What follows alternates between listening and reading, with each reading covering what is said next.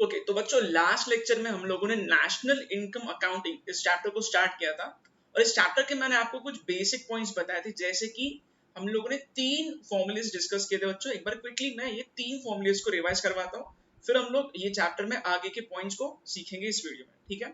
तो जो first basic formula क्या था, फर्स्ट बेसिक फॉर्मूला ये था कि net amount is equal to gross amount minus depreciation. सही बात है। इसमें एग्जांपल मैंने दिया था फर्नीचर का, तो फर्नीचर हम लोग जिस कीमत पे खरीदते हैं वो ग्रॉस अमाउंट होता है, इसमें से अगर हम लोग डेप्रिसिएशन माइनस कर देंगे तो नेट अमाउंट बचता है। सही बात है। तो लोग जो पैसा कमाते हैं वो एक्चुअली ग्रॉस इनकम होता है। फर्नीचर सेलर को मैंने ग्रॉस अमाउंट दिया है, बट फर्नीचर खरीदने के बाद में जो डेप्रिसिएशन हम लोग माइनस करते हैं वो एसेट में से, तो हमें नेट अमाउंट मिलता है। सही है। अच्छा, then we talked about market price. बच्चों मार्केट प्राइस एग्जैक्टली कैसे निकलते हैं, वेरी इजी। मार्केट प्राइस के लिए पिज्जा का एग्जांपल मैंने दिया था, ठीक है। मार्केट प्राइस मतलब मैं अगर चीज को मार्केट में परचेस कर रहा हूं तो मेरे को पॉकेट से कितने रुपए निकाल के पे करने पड़ेंगे, वेरी इजी। सही बात है। मार्केट प्राइस को कैसे कैलकुलेट करें, very easy. Factor cost plus net indirect taxes. Factor cost मतलब क्या, फैक्टर कॉस्ट मतलब वो चीज को बनाने का टोटल खर्चा प्लस उसमें प्रॉफिट हम लोग जब ऐड करते हैं तो फैक्टर कॉस्ट हमें निकालने आता है। सही है बच्चों। फैक्टर कॉस्ट में हम लोग एक्चुअली 4 फैक्टर्स ऑफ प्रोडक्शन जो है ना उसको हम लोग इंपॉर्टेंस देते हैं, land, labour, capital and entrepreneur. ठीक है। तो ये सारी चीजों का कॉस्ट अगर मैं ऐड करूंगा, प्रॉफिट भी इसमें मिला होता है, ठीक है। तो फैक्टर कॉस्ट हमें निकालने आएगा। जैसे कि कल के एग्जाम्पल है, पिज्जा जो सेल कर रही कंपनी उसने 1000 रुपए फैक्टर कॉस्ट को रखा था, प्लस इसमें जीएसटी इनडायरेक्ट टैक्स ऐड होने की वजह से यहाँ पे मार्केट प्राइस जो है वो 1100 निकल रहा था। ठीक बात है। तो बच्चों नेट इनडायरेक्ट टैक्सेस हमें ऐड करना है। इनडायरेक्ट टैक्सेस ऐड करोगे, अगर सब्सिडी है तो ये माइनस करना है, क्योंकि इससे मार्केट प्राइस कम हो जाएगी।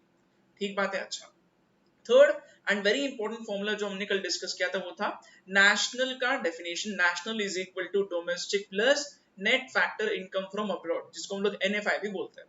ठीक है। नेशनल वर्ड जब भी आता है हमें इंपॉर्टेंस देना है पर्सन को। If the person is resident of India, then his entire income will be considered in the term national. और डोमेस्टिक में हम लोग को यहाँ पे इंपॉर्टेंस देना है प्लेस को। तो डोमेस्टिक में हम लोग प्लेस को इंपॉर्टेंस देते हैं। अगर कोई भी पर्सन इंडियन टेरिटरी में पैसे कमाता है तो वो डोमेस्टिक में ऐड होगा। ठीक बात है। तो जो कल मैंने एग्जांपल से आपको बहुत सारी चीजें क्लियर की थी, 4 मैंने यहाँ पे केसेस आपको बताए थे। ठीक है। अच्छा बच्चों, कल हम लोग प्रोडक्ट मेथड स्टार्ट कर रहे थे। वैसे नेशनल इनकम को निकालने के 3 पॉपुलर मेथड्स है। आज हम लोग प्रोडक्ट मेथड को डिटेल में पढ़ने वाले हैं। ठीक है। कल वैसे प्रोडक्ट मेथड में हम लोगों ने जीडीपी का कॉन्सेप्ट सीखा था। बच्चों जीडीपी की जब भी बात होती है तो हम लोग हमेशा जीडीपी एट मार्केट प्राइस की बात करते हैं। सही बात है। GDP at market price, GDP मतलब gross domestic product at market price. सही है। तो बच्चों हम लोगों को हमेशा वैल्यू एडिशन को निकालना होगा। वैल्यू एडिशन पे हम लोग फोकस करते हैं। ठीक है। मैंने आपको ब्रेड का और व्हीट का एग्जांपल भी दिया था। सही है। तो हम लोग डबल डबल काउंटिंग नहीं करते, इसलिए हमें हमेशा हर लेवल पे कितना वैल्यू ऐड हो रहा है उसे इंपॉर्टेंस देना होगा। ठीक है। यस। तो बच्चों ये सारे पॉइंट्स मैंने आपको पिछले लेक्चर में बताए थे। जीडीपी में से कुछ चीजें एक्सक्लूड होती है, जैसे कि ट्रांसफर पेमेंट को हम लोग हटाते हैं। What is transfer payment, I hope आपने ये लिखा है आपके नोटबुक में। ट्रांसफर पेमेंट में बच्चों क्या होता है, पैसे एक पर्सन के पास से निकल के दूसरे पर्सन के पास पैसे मिलते हैं। ठीक है। बट ये पैसों के ट्रांसफर में गुड्स नहीं बने हैं, ना ही सर्विसेज रेंडर किए जा रहे हैं। इसको हम लोग ट्रांसफर पेमेंट बोलते हैं, इसलिए ट्रांसफर पेमेंट को हम लोग हटाएंगे। ठीक है। जीडीपी में वो कैलकुलेट नहीं होता है, कैलकुलेशन में ऐड नहीं होता है। ठीक है। ट्रांसफर पेमेंट के एग्जांपल्स कहते हैं डोनेशन हो गया, गिफ्ट हो गया, चैरिटी हो गया, सारे ट्रांसफर पेमेंट के एग्जांपल्स है। फाइनेंशियल ट्रांजैक्शंस को भी कवर मत करो। लोन देने लेने का जो भी ट्रांजैक्शन है, या फिर मैं एटीएम से पैसा विड्रॉ करो, ये सारे ट्रांजैक्शंस आप जीडीपी में कैलकुलेशन में नहीं इंक्लूड करते हो, बट हाँ इंटरेस्ट कंपोनेंट को आप इंक्लूड करते हो। ठीक है। इलीगल ट्रांजैक्शंस डेफिनेटली बोलने की बात ही नहीं कि इलीगल ट्रांजैक्शन अगर कुछ है, कोई पर्सन इलीगल तरीके से पैसे कमाता है, वो जीडीपी में हम लोग बिल्कुल भी कंसिडर नहीं करते हैं। ठीक बात है। अच्छा बच्चों ये सारे पॉइंट्स मैंने आपको लास्ट लेक्चर में बताए थे।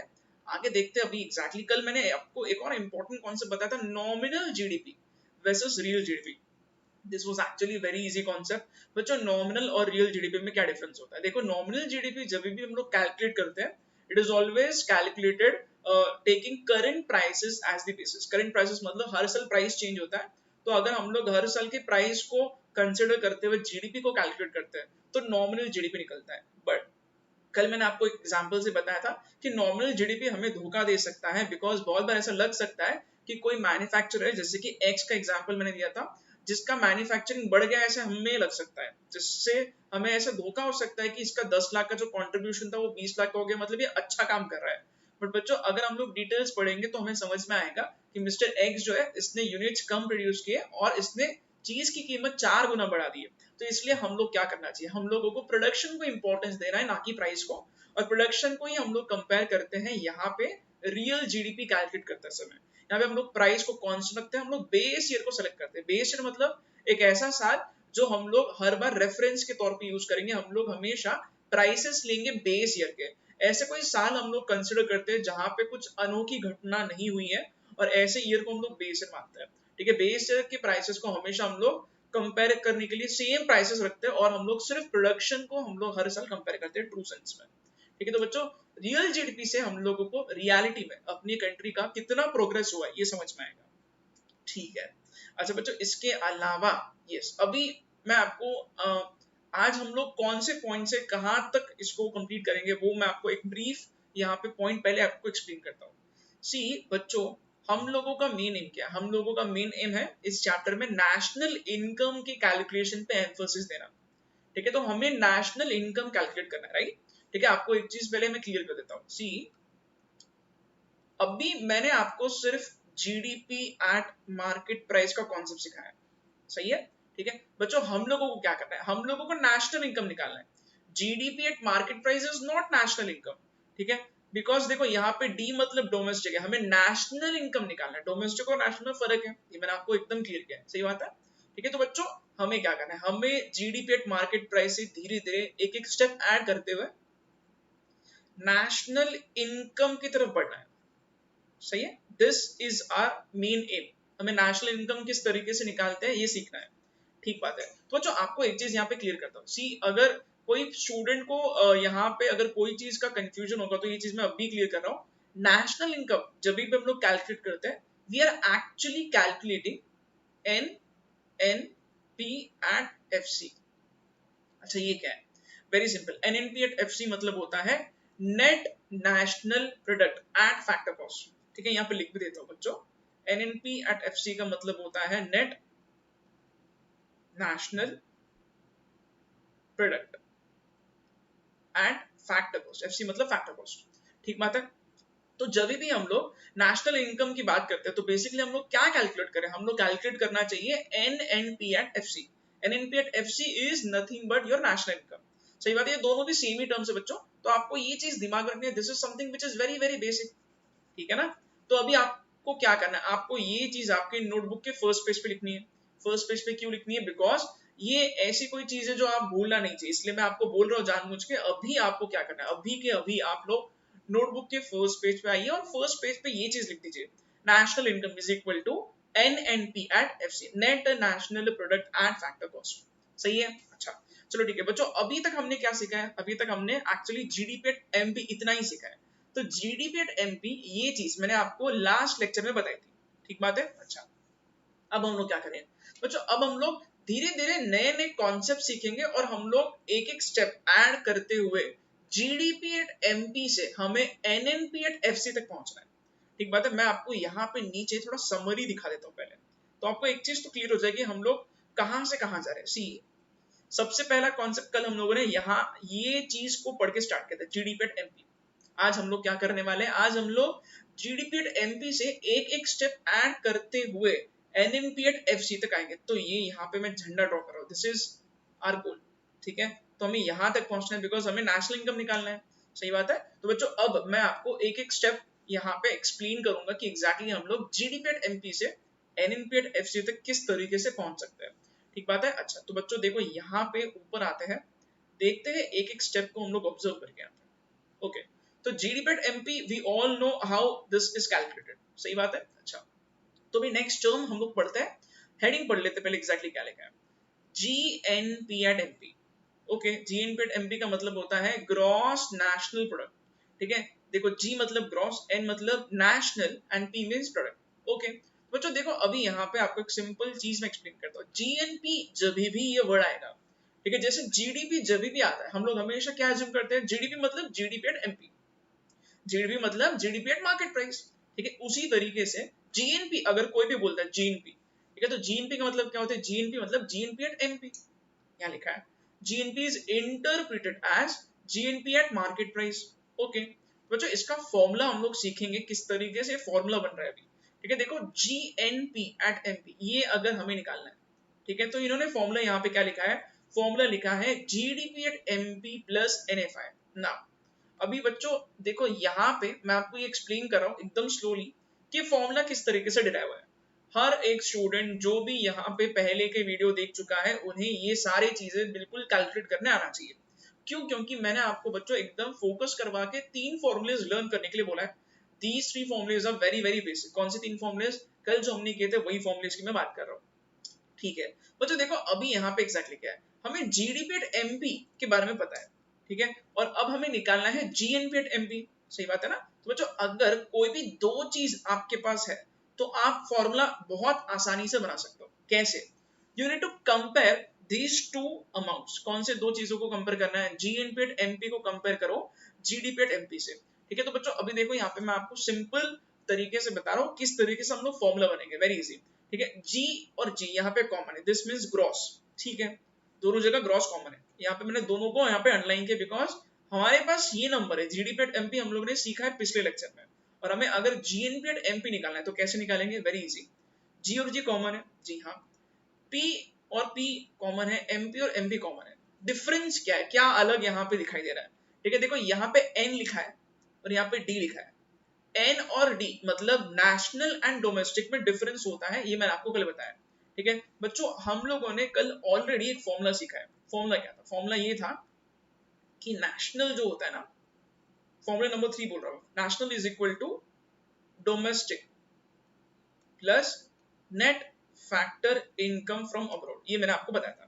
ठीक बात है बच्चों, नेशनल का फॉर्मूला है national is equal to domestic plus net factor income from abroad, very very simple. ठीक बात है, तो देखो यहाँ पे एग्जैक्टली क्या बोल रहे हैं, नेशनल एन मतलब national is equal to D, D मतलब डोमेस्टिक, तो national is equal to domestic, हमें यहाँ पे ऐड करना पड़ेगा एनएफआई, तभी तो ये इक्वेशन सही तरीके से बैलेंस होगा। ठीक है ना। तो बच्चों कल का ही फॉर्मूला हम लोग यूज करके यहाँ पे जीएनपी एट एमपी का फॉर्मूला डिराइव कर रहे हैं। Okay I hope this is very easy. Students को ये फॉर्मूला समझने में कुछ भी तकलीफ नहीं होनी चाहिए क्योंकि हमने फोकस किया है 3 बेसिक फॉर्मूलेस पे। ओके तो बच्चों अभी यहाँ पे एग्जैक्टली और क्या लिखा है हमको पढ़ते हैं। ठीक है सी यहाँ पे बोला गया है एनएफआई। बच्चों कल के लेक्चर में मैंने आपको एक्सप्लेन किया था कि एनएफआई को हम लोग नॉर्मली बैलेंसिंग नंबर के तौर पे देखते हैं। ठीक है तो एनएफआई पॉजिटिव भी हो सकता है, ठीक है, ये निगेटिव भी हो सकता है। ओके एनएफआई पॉजिटिव कब होगा और निगेटिव कब होगा, वेरी वेरी सिंपल। सी एनएफआई पॉजिटिव बच्चों कब होगा, अगर देखो ये सिंपल मैथ्स आपको यहाँ पे अप्लाई करना है। अगर मैं बोल रहा हूँ एनएफआई पॉजिटिव मतलब जीएनपी एट मार्केट प्राइस बड़ा नंबर होगा जीडीपी एट मार्केट प्राइस के कंपैरिजन में, तभी तो ये नंबर यहाँ से माइनस होकर ये पॉजिटिव नंबर बचेगा। ठीक है तो वही लिखा है GNP at market price is greater then GDP at market price. So this is again very simple. और बच्चों यही एनएफआई निगेटिव कब होगा, उल्टा करना है हमें, मतलब अगर मैं बोल रहा हूँ ये निगेटिव है तो ये निगेटिव कब आएगा, जब जीडीपी एट मार्केट प्राइस बहुत बड़ा नंबर है compare to GNP at market price. ठीक है तो यहाँ पे वही लिखा है GDP at market price is greater than GNP at market price. तो ये दोनों भी नंबर आ सकता है, जीरो भी हो सकता है, कब, अगर नेशनल और डोमेस्टिक इक्वल होते हैं तो ये जीरो हो जाएगा। ठीक है very rarely this will happen. Okay तो बच्चों ये था concept GNP at market price का। हमें सिर्फ फॉर्मूला किस तरीके से निकालते हैं हमें पता रहना चाहिए। एग्जाम में अगर मान के चलो छोटा मोटा क्वेश्चन आ गया, सॉल्व करके अपने को दिखाना है यहाँ पे, ठीक है, तो हम लोग को ये आना चाहिए फॉर्मूला। ओके तो हम लोग फॉर्मुलेज खुद से बना सकते हैं बच्चों, हमें बट 3 बेसिक फॉर्मुलेज लर्न होना चाहिए। ठीक है अच्छा आगे बढ़ते बच्चों, देखते हैं यहाँ पे और क्या लिखा है, कौन सा टर्म यहाँ पे हमें पढ़ना है। Okay so the next term is NDP at MP. Again NDP at MP, अभी इसका फुल फॉर्म क्या होगा बच्चों, आपको अंदाजा लगाना है और कुछ टाइम के बाद आप लोग एक्सपर्ट बन जाओगे टर्म्स को यहाँ पे सही तरीके से समझना है। एनडीपी एट एमपी, ठीक है, एमपी मींस मार्केट प्राइस, इसमें तो कोई डाउट आना ही नहीं चाहिए। ओके एनडीपी मतलब क्या, वेरी इजी। सी एनडीपी का मतलब होता है नेट, डी मतलब domestic, net domestic product at market price. सही है, सो this is the full form of NDP MP. Okay अच्छा बच्चों यहाँ पे 2 फॉर्मुलेज लिखे हैं। ठीक है आप लोग आपकी मर्जी से कितने भी फॉर्मुलेज बना सकते हैं। ठीक है तो बिल्कुल यहाँ पे आप खुद को रेस्ट्रिक्ट मत करना, सर ये 2 ही फॉर्मुलेज हमें लर्न करने के, बहुत सारे फॉर्मुलेज बनते हैं। आई विल शो यू किस तरीके से आप बहुत सारे फॉर्मुलेस बना सकते हो, ठीक है। पहले ये दो फॉर्मुलेस कैसे बने हम लोग देखते हैं, ठीक है बच्चों। फॉर्मुलेस जो है ना बनाने के लिए हमें यहाँ पे दो कोई चीज को यहाँ पे कंसिडर करना होगा, तीसरा हम लोग ऑटोमेटिकली डिराइव कर सकते हैं। कैसे, सी देखो पहला फॉर्मूला यहाँ लिखा है NDP MP is equal to GDP MP. अब आगे का ये माइनस डेप्रिसिएशन कहां से है ये मैं आपको एक्सप्लेन कर रहा हूँ, ठीक है। तो देखो बच्चों, अगर मेरे को एनडीपी एमपी निकालना है और अगर मेरे पास जीडीपी एमपी का नंबर है तो मैं कैसे निकालू, वेरी सिंपल, आपको कंपैरिजन करना है दोनों भी यहाँ पे जो टर्म्स लिखे इनमें कंपैरिजन करके देखना है, ठीक है। तो यहाँ लिखा है एनडीपी एमपी और इधर लिखा है जीडीपी एमपी, ठीक है। यहाँ पे क्या क्या कॉमन है हम लोग देखते हैं बच्चों। देखो यहाँ पे डीपीएमपी कॉमन है, डीपीएमपी कॉमन है, सही है। तो क्या डिफरेंस आ रहा है, एन एंड जी, तो ये दो अलग टर्म्स यहाँ पे हो गए। एन मतलब होता है नेट, जी मतलब होगा ग्रॉस, सही बात है। तो बच्चों हम लोगों को क्या पता है नेट और ग्रॉस में डिफरेंस क्या है। देखो कल के जो तीन फॉर्मुलेज मैंने आपको बताया था, दिस वाज द रीजन मैं आपको बोल रहा था कि तीन बहुत बेसिक फॉर्मुलेज है, ठीक बात है। जैसे कि फॉर्मूला क्या है बच्चों, हम लोग का फॉर्मूला क्या था, हमारा फॉर्मूला कल जो हमने सीखा था वो ये था कि net is equal to gross minus depreciation, furniture वाला एग्जांपल, ठीक बात है। तो नेट अमाउंट कैसे निकालोगे, नेट अमाउंट निकालने के लिए आपको ग्रॉस में से डेप्रिसिएशन माइनस करना पड़ेगा। यहाँ पे वही हो रहा है, NDP at MP is equal to GDP MP minus depreciation. तो इस तरीके से हम लोग ये फॉर्मूला बहुत आसानी से बना सकते हैं। सो दिस इज वेरी सिंपल, इसमें कोई रॉकेट साइंस नहीं है। तीन फॉर्मुलेज अगर पता है तो आप आसानी से कितने भी अलग अलग वेरिएशंस उसके कर सकते हो, ठीक है।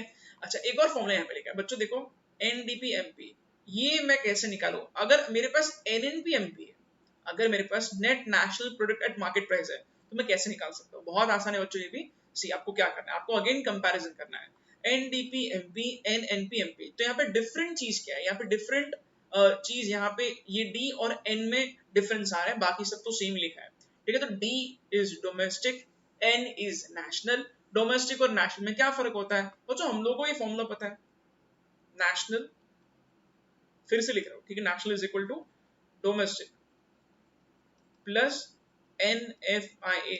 बट हमें क्या निकालना है, हमें निकालना है डोमेस्टिक, ठीक है। तो डोमेस्टिक कैसे निकाला होता है, for domestic is equal to national में से माइनस कर दो NFI, national minus NFIA, very easy, ठीक है। तो नेशनल माइनस NFI अगर मैं ऐसा करूंगा तो बहुत आसानी से एनडीपी एमपी में कैलकुलेट कर सकता हूं। सो this is very very simple. अच्छा दो फॉर्मुलेज यहाँ पे हम लोग कितने इजीली बना चुके हैं। तीसरा किसी को खुद के मन से बनाना है, बिल्कुल बना सकता है कोई भी स्टूडेंट। कैसे, I am giving you another example. देखो यहाँ पे बच्चों अगर एनडीपीएमपी है, ठीक है, मेरे पास मान के चलो एनडीपीएफसी है, तो कैसे निकालूंगा मैं, वेरी इजी। देखो हम लोग ये खुद से बना रहे हैं, ये तीसरा फॉर्मूला मैं बना के आपको सैंपल के तौर पे बता रहा हूँ बच्चों कि कितने सारे हम लोग वेरिएशंस खुद से ला सकते हैं। सो अगर एनडीपीएमपी है और मेरे को एनडीपीएमपी निकालना है और मेरे पास एनडीपीएफसी है, तो कैसे निकालूंगा मैं। सो यहाँ पे डिफरेंस क्या है, सब कुछ सेम लिखा है मैंने, सिर्फ एमपी और एफसी कितना डिफरेंस है। We all know that market price is equal to factor cost plus net indirect taxes, net indirect taxes, ठीक है। This is net indirect and taxes, सही बात है। तो नेट इनडायरेक्ट टैक्सेस हमें यहाँ ऐड करना पड़ेगा, जिससे हम लोग एनडीपीएमपी को निकाल सकते हैं, ठीक है। तो बच्चों इस तरीके से आप अपने मर्जी से कितने भी फॉर्मुलेज यहाँ पे बना सकते हो। ऐसा कोई हार्ड एंड फास्ट रूल नहीं कि सर ये फॉर्मुले यही हमें लर्न करना है, नो, आप लोग खुद के हिसाब से फॉर्मुलेज डिराइव करना सीखना आपको आना चाहिए, बिल्कुल, ठीक है। यस चलो बच्चों नेक्स्ट हम लोग यहाँ पे कॉन्सेप्ट पे आते हैं, देखते हैं एग्जैक्टली और क्या लिखा है। Okay, so the next term is NNPMP। Full form इसका क्या होगा, वेरी वेरी इजी बच्चों। फुल फॉर्म भी आपको अब बिल्कुल खुद से बनाने आना चाहिए, बिकॉज इसमें कुछ भी डिफिकल्टी नहीं है, ठीक है, कोई डिफिकल्ट पार्ट है ही नहीं। NNPMP क्या होता है, net national product, net national product at market price. तो ये कैसे निकालोगे, very easy. NNPMP is equal to, अगर मान के चलो मेरे पास ये नंबर है GNPMP, तो मैं बहुत इजीली निकाल सकता हूँ, बिकॉज N मतलब नेट और G मतलब ग्रॉस। तो यहाँ पे नेट और ग्रॉस में डिफरेंस है, बाकी सब तो सेम ही है, ऑब्जर्व करना है आपको, ठीक है। NPMP सेम है, डिफरेंस का डिफरेंस है यहाँ पे नेट और ग्रॉस में। तो नेट और ग्रॉस में क्या रिलेशन होता है, very easy, net is equal to gross minus depreciation. तो ये अपना फर्स्ट फॉर्मूला इजीली बन गया। इधर एक और फॉर्मूला लेके हम लोग वो भी देख लेते हैं। ठीक है बच्चों, अभी अगर एनएनपी एमपी निकालना है और एनडीपी एमपी ये मेरे पास है सपोज, तो मैं कैसे निकालूंगा? Very easy. यहाँ पे फिर से हम लोग कंपेयर करेंगे, यहाँ पे N N P M P और यहाँ पे N D P M P है, तो मतलब डिफरेंस है एन और डी पे, डी में। ठीक है, तो डी डोमेस्टिक होता है तो एन ऑटोमेटिकली नेशनल होगा। तो नेशनल और डोमेस्टिक में डिफरेंस क्या होता है? Very easy, national is equal to domestic plus net factor income from abroad. वही कर रहे हैं हम लोग बच्चों बार बार। ठीक है, अच्छा, और ये फॉर्मूले को मैं और एक्सटेंड करके नया फॉर्मूला बना सकता हूँ। देखो ये कितने सारी चीजें हम लोग खेल सकते हैं यहाँ पे। इसका मैं नया फॉर्मूला कैसे बनाऊं? वेरी वेरी सिंपल बच्चों, देखो यहाँ पे क्या करना है बच्चों, यहाँ पे हम लोग नेट जो है ना, इसको हम लोग और थोड़ा यहाँ पे अलग से ओपन कर रहे हैं। नेट का फॉर्मूला क्या है? Net is equal to gross minus depreciation. ठीक है, तो यहाँ वही लिखा है, net is equal to NDP MP is equal to GDP MP minus depreciation. NFI तो मैंने जैसा का वैसा लिख दिया। ठीक है ना बच्चों, इस तरीके से हम लोग मल्टीपल फॉर्मूलेस खुद से क्रिएट कर सकते हैं। सही बात है, ठीक है। अच्छा बच्चों, आगे बढ़ते देखते नेक्स्ट कौन सा टर्म यहाँ लिखा है और हमें ये कैसे समझना है।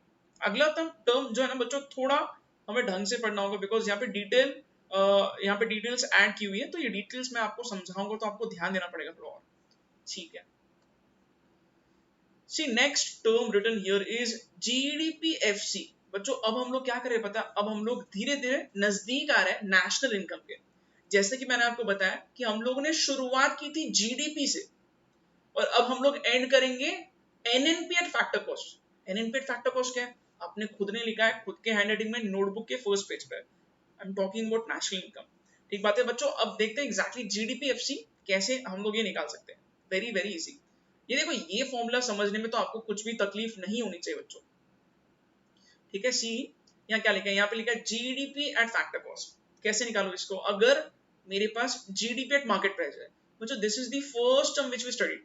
सबसे शुरुआत हमने यही कॉन्सेप्ट से की थी। कल का पूरा लेक्चर बच्चों हमने यही चीज समझा था। ठीक है, जीडीपी एट मार्केट प्राइस क्या होता है। ठीक है, ओके बच्चों, जीडीपी एट फैक्टर कॉस्ट कैसे निकालो? जीडीपी एट मार्केट प्राइस अगर आपके पास है तो फैक्टर कॉस्ट और मार्केट प्राइस में क्या डिफरेंस होता है? बहुत आसान है बच्चों। अब मैं यहाँ पे फॉर्मूले को थोड़ा बहुत उल्टा फुल्टा कर रहा हूँ। ठीक बात है, ओके। तो बच्चों यहाँ पे एग्जैक्टली क्या करना है, देखो, we know that market price is equal to factor cost plus net indirect taxes। सही बात है, ये हम लोगों को पता है बच्चों। बट हमें फैक्टर कॉस्ट क्या है ये कैसे निकालना है? Very simple. तो हम लोग क्या करते हैं, फॉर्मूले को थोड़ा चेंज करते हैं। Factor cost is equal to market price, MP मतलब market price, minus net indirect taxes.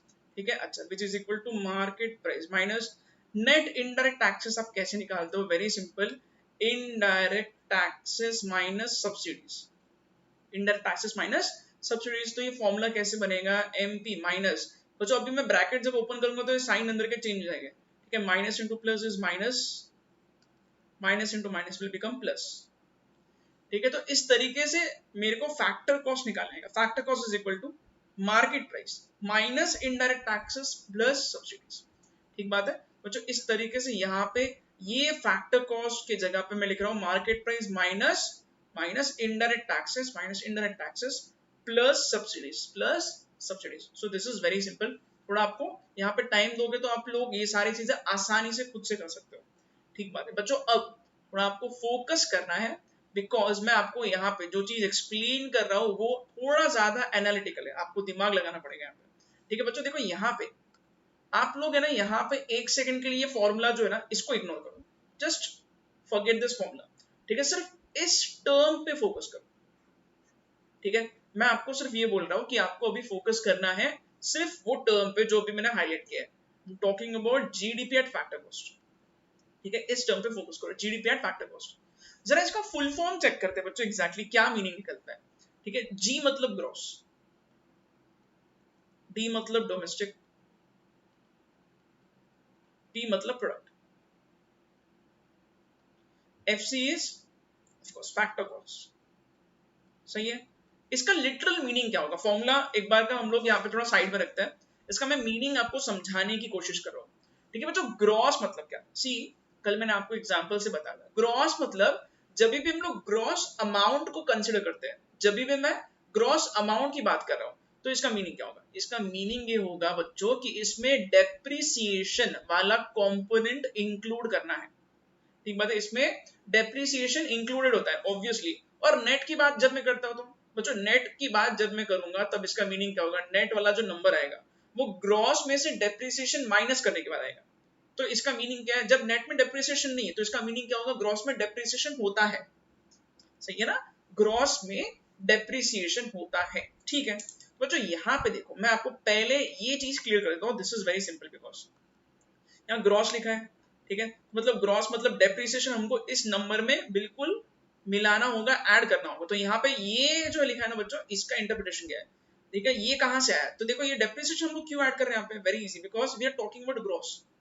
जब भी ग्रॉस की बात करोगे तो डेप्रिसिएशन ऐड करना है, ये याद रखना है। ठीक है, अच्छा डोमेस्टिक मतलब क्या? वेरी इजी, कल मैंने आपको बच्चों ये बताया है। डोमेस्टिक मतलब इंडिया की बाउंड्री में कमाया हुआ पैसा, फिर चाहे कोई भी कमाओ। ठीक है, अगर इंडियन बाउंड्री में, इंडियन टेरिटरी में किसी ने पैसा कमाया है तो वो हम लोग डोमेस्टिक में बिल्कुल कंसिडर करते हैं। फिर कोई भी कमाओ, क्रिस गेल कमाओ, ठीक है, या स्वप्निल काबरा कमाओ, कोई भी कमाओ। ठीक बात है। तो बच्चों यहाँ पे डोमेस्टिक में हम लोग क्या करेंगे? हम लोग डोमेस्टिक में इंडियन टेरिटरी में कमाया पैसा इंक्लूड करेंगे। ठीक है, अच्छा बच्चों यहाँ पे प्रोडक्ट मतलब क्या होता है? प्रोडक्ट मतलब हम लोग बेसिकली जैसे कि फॉर एग्जाम्पल प्रोडक्ट मल्टीप्लीकेशन के लिए यूज करते हैं। ठीक है, मान के चलो मैंने 10 स्टूडेंट्स को पढ़ाया और हर स्टूडेंट से मैंने फीस वसूल की 10,000 रुपीज। तो 10 into 10,000 this is my income. कैसे निकाला इनकम? 10 इंटू 10,000 मल्टीप्लाई कर रहा हूँ ना, तो इसलिए हम लोग नॉर्मली प्रोडक्ट इस तरीके से यूज करते हैं। ओके बच्चों, ग्रॉस डोमेस्टिक प्रोडक्ट हम लोग इसका मीनिंग ऐसे निकाल सकते हैं कि इंडिया में जो भी लोगों ने पैसा कमाया है, ठीक है, ये फैक्टर कॉस्ट जो है हम लोग फैक्टर कॉस्ट पे कंसिडर कर रहे हैं। ओके, तो ये हम लोग कैसे निकालेंगे? Very very easy. सी बच्चों, यहाँ पे मैं आपको एक सिंपल चीज एक्सप्लेन करता हूँ। देखो यहाँ पे लोग जब पैसा कमाते हैं, फैक्टर कॉस्ट बोलते हैं, आपको फैक्टर्स ऑफ प्रोडक्शन याद रखना है। फैक्टर कॉस्ट बोलते हैं, आप क्या याद रखोगे? Factors of production. ठीक है, क्योंकि एफसी है ना, इसलिए मैं आपको बता रहा हूँ। देखो फैक्टर्स ऑफ प्रोडक्शन कितने हैं? 4 है। Land, labour, capital, entrepreneur. Okay, land, labour, capital, entrepreneur. आप लोग ये फाउंडेशन में कर चुके बच्चों। ठीक है, या फिर जिसने पहले सीपीटी का एग्जाम दिया होगा उन्होंने भी बिल्कुल सीखा होगा कि इकोनॉमिक्स में 4 फैक्टर्स ऑफ प्रोडक्शन होते हैं। Land, labour, capital and entrepreneur. ठीक बात है बच्चों, अभी मैं इसका मीनिंग आपको एक्सप्लेन कर देता हूँ थोड़ा ब्रीफली, ताकि आपको ये जो लिखा है यहाँ पे ये सब कुछ समझ में आसानी से। यस, सी ग्रॉस मतलब डेप्रिसिएशन इसमें इंक्लूड होगा। ठीक है, डोमेस्टिक प्रोडक्ट फैक्टर कॉस्ट पे, इसका मीनिंग क्या है? इंडिया में जितने भी लोगों ने ये 4 फैक्टर्स ऑफ प्रोडक्शन यूज करके पैसा कमाया उसको हमें कंसिडर करना होगा यहाँ पे। ठीक है बच्चों, पैसा कैसे कैसे कमाते हैं? नॉर्मली पैसा जो भी हम लोग कमाने का यहाँ पे सोचते हैं तो हमें इकोनॉमिक्स के 4 फैक्टर्स ऑफ प्रोडक्शन को इंपॉर्टेंस देना है। जिसके पास भी जमीन है वो जमीन से क्या कमाएगा? रेंट। ओके, जो लेबर है जो अपने सर्विसेज दे रहा है, ठीक है, जो मजदूर है जो सर्विसेज दे रहा है, ठीक है, इनफैक्ट लेबर के डेफिनेशन में मेरे जैसे लोग भी आते हैं बच्चों जो एक्चुअली दिमाग वाला काम कर रहे हैं और पैसे कमा रहे हैं। ठीक है, तो लेबर का बहुत बड़ा डेफिनेशन है, प्लीज ऐसा मत सोचना सिर्फ इसमें मजदूर लोग आते हैं। तो लेबर लोग जो है जो सर्विसेज रेंडर कर रहे हैं, ठीक है, इन लोगों को जो पैसे मिलते हैं इसको हम लोग नाम यूज करते हैं वेजेस। ठीक है, कैपिटल, कैपिटल मतलब मान के चलो बैंक ने लोन दिया तो बैंक क्या कमाएंगे? बैंक इंटरेस्ट कमाती है, और जो पर्सन बिजनेस कर रहा है वो प्रॉफिट कमाएगा। सही है ना? ठीक है, तो बच्चों यहाँ पे मैंने वही किया, अगर आप देखोगे तो अच्छे से। सी मैंने यहाँ पे क्या किया? देखो यहाँ पे मैंने रेंट, वेजेस, इंटरेस्ट, प्रॉफिट ये सारी चीजें ऐड की है। जैसे कि देखो यहाँ क्या लिखा है? यहाँ पे लिखा है एम्प्लॉइज कंपेंसेशन। एम्प्लॉय मतलब लेबर तो होता है, और एम्प्लॉय अगर वेजेस कमाता है तो इसी को तो हम लोग नाम दे रहे हैं एम्प्लॉइज कंपेंसेशन। ठीक बात है, वेरी इजी। अच्छा, और मैंने क्या बोला? और मैंने बोला देखो ये वेजेस वाला मैंने ये बोल दिया, रेंट, इंटरेस्ट, प्रॉफिट, ये ऑपरेटिंग प्रॉफिट में आ रहा है। ऑपरेटिंग प्रॉफिट में ब्रैकेट में लिखा rent plus interest plus profit. ठीक बात है, तो बच्चों ये डेप्रिसिएशन ऐड हुआ। यस, क्यों ऐड हुआ? क्योंकि ग्रॉस पढ़ रहे हैं। Employees compensation plus operating profit ये क्यों ऐड हुआ? क्योंकि फैक्टर कॉस्ट पढ़ रहे तो सारे फैक्टर्स ऑफ प्रोडक्शन में ऐड करना पड़ेगा। बच्चों आपको एक चीज और क्लियर कर देता हूँ, इनकम कमाने का एक और तरीका है जिसको हम लोग नाम देते हैं mixed income for self employed. अच्छा, ये क्या है mixed income for self employed? बच्चों कल मैंने एक एग्जांपल दिया था और मैंने आपको ये एक्सप्लेन किया था कि एक फार्मर है। ठीक है, देखो कल की कहानी मैं फिर से आपको बता रहा हूँ। कैसा है, स्टूडेंट्स की मेमोरी थोड़ी शॉर्ट टर्म होती है, सब गजनी है यहाँ पे, तो मेरे को यहाँ पे बताना पड़ेगा थोड़ा और। Mixed income for self employed, ये क्या होता है? वेरी सिंपल बच्चों, कल का एग्जाम्पल मैं फिर से यहाँ पे रिपीट कर रहा हूँ। एक फार्मर है, ठीक है, ये फार्मर क्या करता है? ये फार्मर अपने खेत में 100 पोटैटोज ग्रो करता है, ठीक है, 100 आलू उगाए, 100 में से 99 खा लिए। खा लिए मतलब सेल्फ कंजम्पशन, हम लोग इसको सेल्फ कंजम्पशन बोलते हैं। और एक आलू जो था ना, इसने बेच दिया, सोल्ड, ठीक है। तो बच्चों अगर एक आलू बेचा है तो बेचने के बाद तो ये पैसा कमाएगा, ये हम लोग ऑपरेटिंग प्रॉफिट में ऑलरेडी इंक्लूड कर रहे हैं, क्योंकि इसने पैसा कमाया, ये बिजनेसमैन हो गए, यहाँ पे पैसा कमा रहा है, ओके। जो 99 खुद खा लिए वो तो कहीं कवर ही नहीं हुआ है, वो land labour rent, land labour capital entrepreneur, यहाँ पे कहीं पे भी कवर नहीं हो रहा है। बट मैंने आपको कल बताया था बच्चों कि अपने कंट्री में जो भी लोग सेल्फ कंजम्पशन के लिए जो चीजें खुद कंज्यूम कर रहे हैं, खुद बना के अगर खुद खा रहे हैं, तो ये सारी चीजों को भी हम लोग कंसिडर करते हैं कंट्री का, जब भी हम लोग जीडीपी या फिर कोई भी ऐसा कुछ नंबर निकालते तो, ठीक बात है बच्चों। This is very very important. Self consumption की चीजों को हम लोग इंपॉर्टेंस देते हैं, बिकॉज अगर इसने खुद बना के खुद कंज्यूम नहीं किया होता था तो ये बाहर मार्केट से जाके ये चीज खरीदता था, तो उसका खर्चा इतना बच गया, ठीक है, पैसे बचाना भी तो कमाई होती है, ठीक बात है। तो सेल्फ कंजम्पशन को हम लोग इंपॉर्टेंस दे रहे हैं। रीजन भी, हमें प्रोडक्शन पे एम्फोसिस देना है, ना कि इनकम पे, ठीक है। अगर आप प्रोड्यूस कर रहे हो मतलब आप देश की तरक्की में खुद कंट्रीब्यूट कर रहे हो, तो इसलिए हमें मिक्स्ड इनकम को इंक्लूड करना। What is meaning of mixed income? Self employed लोग जो भी पैसे कमाते हैं, ठीक है, या फिर इस तरीके से सेल्फ कंजम्पशन से जो भी पैसे कमाए जाते हैं, मतलब कमाए जाते हैं मतलब बेसिकली यही मैं बता रहा हूँ कि इसको भी हम लोग कंसिडर कर रहे हैं, okay. So this is an example which you can note, सही है। तो सेल्फ एम्प्लॉयड लोग जो मिक्स्ड इनकम कमाते हैं उसको भी हमें यहाँ पे कंसिडर करना होगा, ओके। सो बच्चों इस तरीके से ये जो फॉर्मूला है ना, ठीक है, इसका इंटरप्रिटेशन ये कि इसमें ये सारी चीजें हमें ऐड करना है, ठीक है। थोड़ा अलग एक तरीका है इसको पढ़ने का, अलग पॉइंट ऑफ व्यू है, ठीक है। मैंने आपको आसान भाषा में बच्चों एक एक टर्म को यूज करते हुए ये फॉर्मूला कैसे बनाया जा सकता है ये मैंने आपको बताया। जैसे कि फैक्टर कॉस्ट बोलते हैं, फैक्टर्स ऑफ प्रोडक्शन लोग ऐड कर रहे हैं, इसमें मिक्स इनकम भी ऐड करना है, ठीक है। तो ये और ये ऐड हो जाएगा। ग्रॉस बोलते हैं हमें डेप्रिसिएशन को भी कंसिडर करना पड़ेगा, बिकॉज ग्रॉस नंबर में हमेशा डेप्रिसिएशन मिलना जरूरी होता है, ठीक है, ओके। अच्छा बच्चों अब ये देखो, जीडीपी एट एफसी अगर आपको समझ में आ चुका है तो इसके नीचे एक और कॉन्सेप्ट लिखा है एनडीपी एट एफसी, ठीक है। तो बच्चों जीडीपी एट एफसी और NDP at FC, this is very simple. देखो यहाँ पे नीचे मैं आपको इस तरीके से एक्सप्लेन कर रहा हूँ, ठीक है। पहले तो इसका फॉर्मूला कैसे बना है ये तो अब आप बिल्कुल एक्सपर्ट हो जाओगे बच्चों। एनडीपी एट एफसी मतलब क्या? Net domestic product at factor cost. कैसे निकालोगे? Very simple. अगर मेरे पास एनडीपी एमपी है तो मैं बहुत इजीली निकाल सकता हूँ, because factor cost is equal to market price minus net indirect taxes, ठीक बात है ना, ठीक है। तो यहाँ पे नेट इनडायरेक्ट टैक्सेस को मैंने डायरेक्टली माइनस कर दिया, नेट लिखा है ना, तो इसलिए हम लोग minus IDD plus S subsidies नहीं करेंगे, ठीक है। अच्छा तो ये बहुत आसान हो गया बच्चों, फैक्टर कॉस्ट का ही फॉर्मूला है। मार्केट प्राइस का हमें पता था, market price is equal to factor cost plus net indirect taxes, उसी को घुमा रहे हैं। Factor cost is equal to market price minus net indirect taxes. So this is very simple. अच्छा ये नीचे ऐसे ही कुछ लिखा है, ठीक है, बट फर्क है।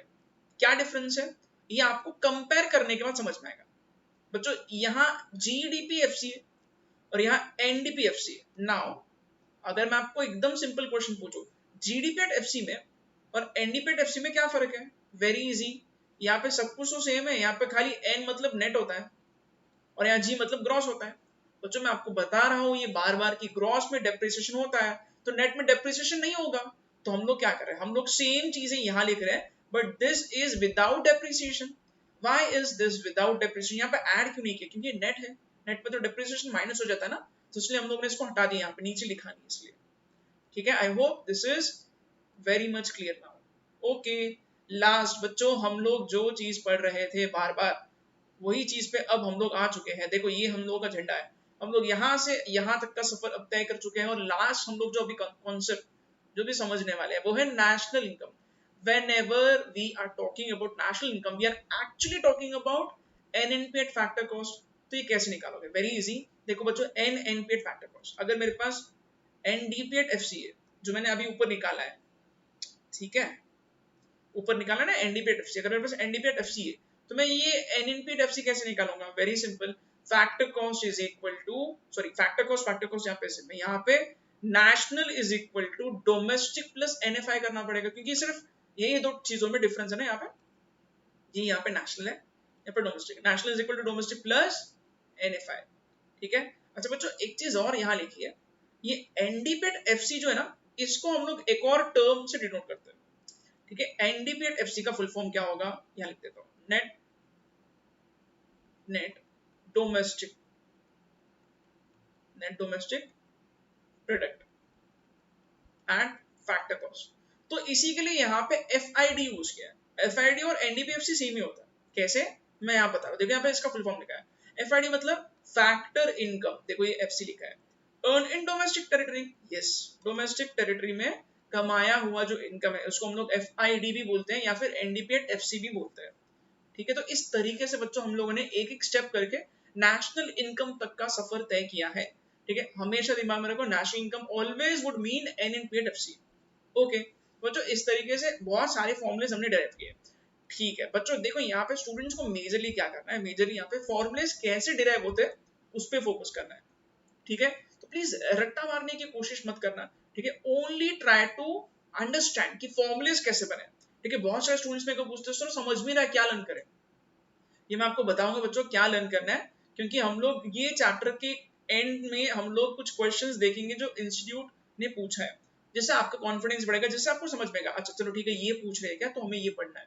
तो ये सारी चीजें मैं डिस्कस करने वाला हूँ, so you need not worry about that, ठीक है। फिलहाल आपको बता रहा हूँ ये सारे पॉइंट्स आपको रट्टा नहीं मारना है बच्चों, आपको समझ के लेना है कि किस तरीके से फॉर्मूलेज बन रहे हैं।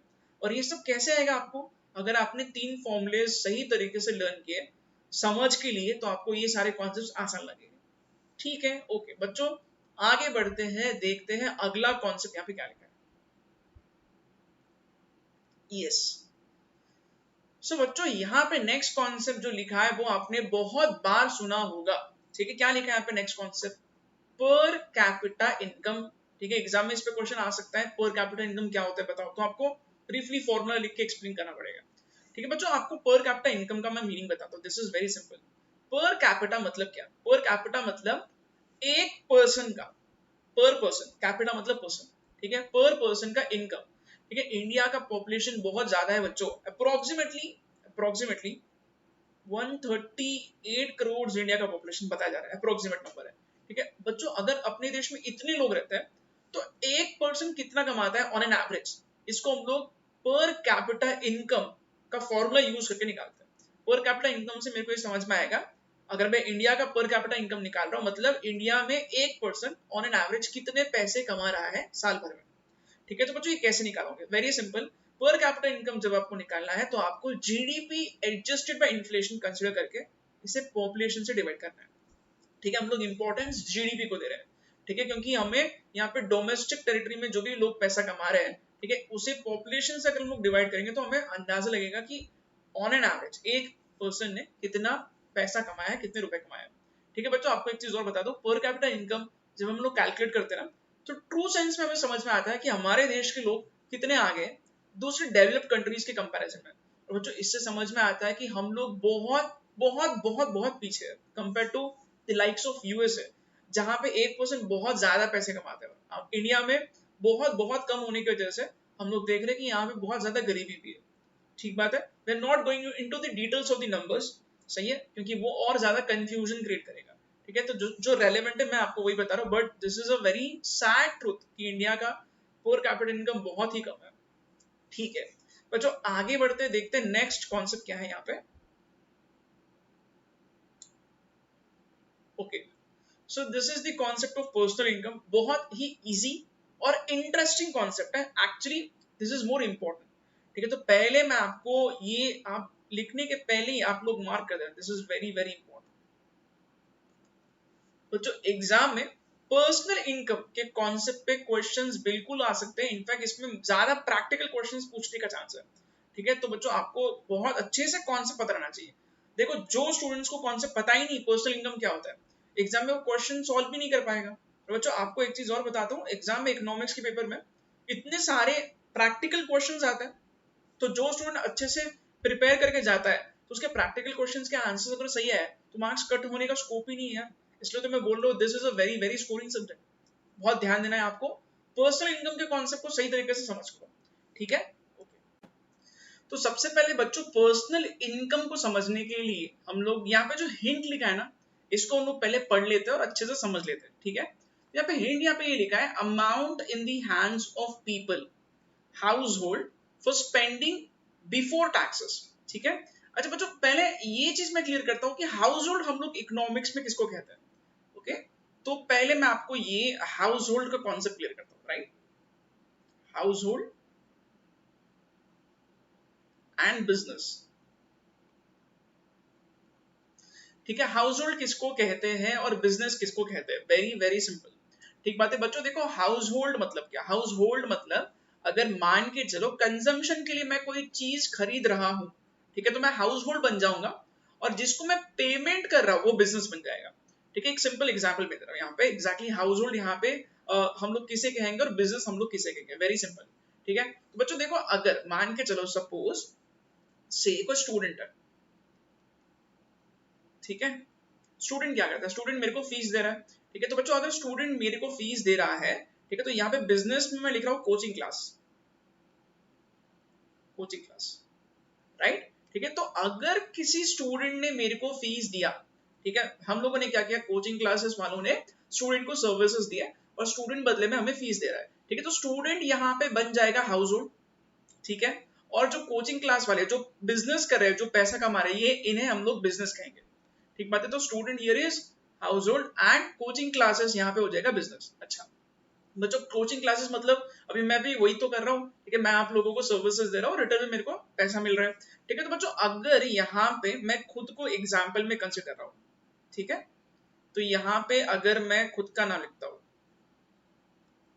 राइट, मैंने क्या किया, मैंने पैसे कमाए। अच्छा बच्चों, स्टूडेंट ने मेरे को पैसा दिया और ये पैसा मैं पॉकेट में लेके अब मान के चलो होटल जाता हूँ, होटल में जाके मैं खाना खाता हूँ।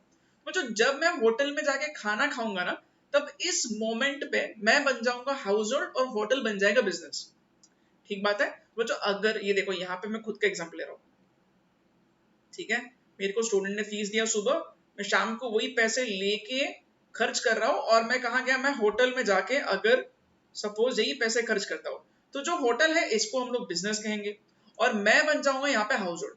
यानी कि कोई एक पर्सन फिक्स नहीं होता है कि ये हाउस होल्ड है या बिजनेस है, ये डिपेंड करता है कि वो क्या कर रहा है एग्जैक्टली, ठीक बात है। तो देखो यहाँ पे ऊपर मैं अगर कोचिंग क्लासेस का बिजनेस कर रहा हूँ और स्टूडेंट मेरे को फीस दे रहा है, तो मैं बिजनेस के फॉर्मेट में यहाँ पे जाना चाहूंगा, ठीक बात है। और बच्चों यही पैसा अगर मैं खर्च करता हूँ, और मान के चलो मैं होटल जाके खर्च कर रहा हूँ, मैं पिक्चर देख रहा हूँ, ठीक है, मान के चलो मैंने पीवीआर को पैसा दिए हैं, मैं मूवी देख रहा हूँ, तो बच्चों ये बिजनेस बन जाएगा और मैं बन जाऊंगा हाउस होल्ड, ठीक बात है। तो इस तरीके से बच्चों हाउस होल्ड और बिजनेस का रिलेशनशिप होता है, ओके। तो बच्चों अब हम लोग क्या कर रहे हैं पता है, यहाँ पे देखो, यहाँ पे ये चीज आपको समझना बहुत जरूरी है, पर्सनल इनकम मतलब क्या। सी आई एम सिंप्लीफाइंग दिस, ठीक है बच्चों। इंडिया में जो भी इंडिविजुअल्स है, ठीक है, मैं किसकी बात कर रहा हूं, मैं इंडिविजुअल्स की बात कर रहा हूं, मैं लोगों की बात कर रहा हूं, ठीक है। तो बच्चों इंडिया में जो भी इंडिविजुअल्स हैं, जो लोग हैं, इनके पास जितना भी पैसा है खर्च करने के लिए, ठीक है, इंडिया में जितने भी लोग हैं इनके पास जितना भी पैसा है खर्च करने के लिए, इसको हम लोग नाम देते हैं पर्सनल इनकम, वेरी सिंपल, ठीक है। यानी कि amount in the hands of people, people मतलब कौन, house hold, for spending before taxes, ठीक है। तो टैक्सेस के पहले, ओके, टैक्सेस के पहले मतलब हम लोग टैक्स भी भरते हैं, ओके। तो टैक्सेस का क्या हिसाब है मैं आपको अगले कॉन्सेप्ट में बताऊंगा, राइट। पर्सनल इनकम को आपको कैसे दिमाग में रखना है, वेरी सिंपल, इंडिया में जितने भी लोग हैं इनके पास जितना भी पैसा है खर्च करने के लिए, इसको हम लोग पर्सनल इनकम कहते हैं, ओके, वेरी वेरी इजी।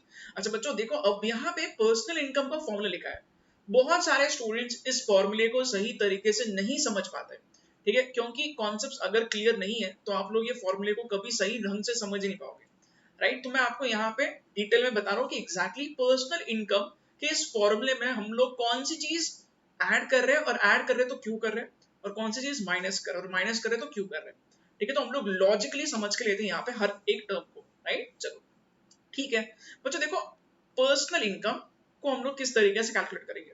सबसे पहले हम लोग फॉर्मूले में रख रहे हैं नेशनल इनकम को, ठीक बात है बच्चों। नेशनल इनकम मतलब क्या, वेरी इजी, नेशनल इनकम मतलब अपने कंट्री में जो भी रेसिडेंट्स है, ठीक है, इनका जो इनकम है ये हम लोग नेशनल इनकम में कंसिडर करते हैं, राइट। नेशनल इनकम मतलब एनएनपी, फैक्टर कॉस्ट, ओके।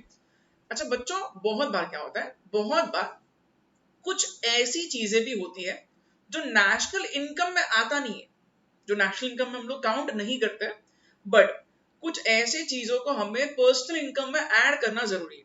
ठीक है, देखो अगर मैं आपको यहाँ पे एग्जांपल दूं तो एग्जांपल से ये सारी चीजें क्लियर होगी। ओके, सी यहाँ पे क्या लिखा है, second part, income received but not earned. Income received but not earn, exactly इसका क्या मीनिंग होता है, income received but not earn? Very easy, यहाँ पे कुछ एग्जांपल्स दिए बच्चों, ये मैं आपको एग्जांपल से ये चीज को एक्सप्लेन करूंगा। Unemployment compensation. अच्छा, अनएम्प्लॉयमेंट कंपनसेशन क्या होता है? देखो बच्चों, बहुत बार क्या होता है, बहुत बार गवर्नमेंट जो है बेरोजगार लोगों को पैसा देती है, इसको हम लोग बेरोजगारी भत्ता भी बोलते हैं। ठीक है, तो अगर मान के चलो मिस्टर ए, ठीक है, ये अनएम्प्लॉयड है, he is unemployed। ठीक है, जब मैं बोल रहा हूँ अनएम्प्लॉयड है मतलब ये कुछ काम तो नहीं कर रहा है, ठीक है, बट अगर ये अनएम्प्लॉयड है, ये बेरोजगार है, इसको नौकरी नहीं मिल रही है, फिर भी इसको पैसा दिया जा रहा है। पैसा क्यों दिया जा रहा है? बिकॉज गवर्नमेंट चाहती है कि लोग जो उन्हें कुछ ना कुछ पैसा मिले, ताकि वो अपने डे टू डे लाइफ में जो भी खर्चे, वो अपने खर्चों को बराबर से ये कर सके। ठीक है, तो इसको हम लोग नाम देते हैं अनएम्प्लॉयमेंट कंपनसेशन का।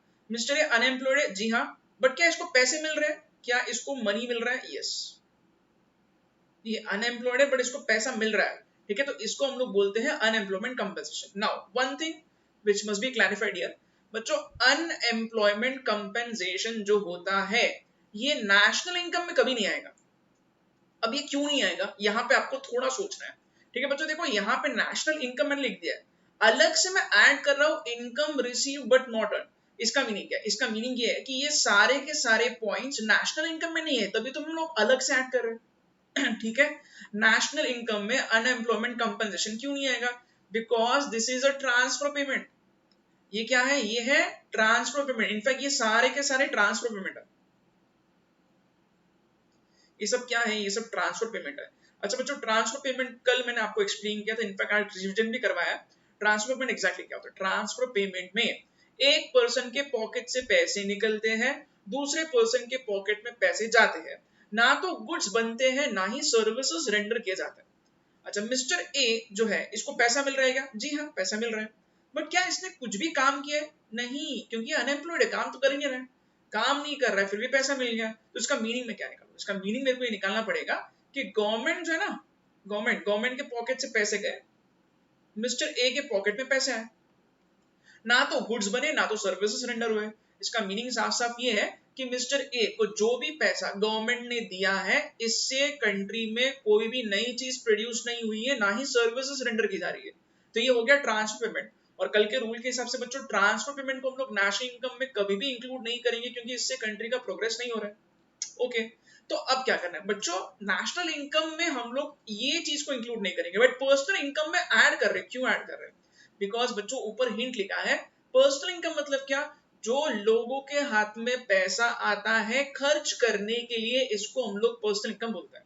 ठीक है, मिस्टर ए के हाथ में क्या पैसा आया है खर्च करने के लिए? जी हाँ, तो ये नेशनल इनकम भले ही नहीं है, but this is personal income, because इससे मिस्टर ए के पास पैसा मिल रहा है जिससे वो खर्च कर सकता है।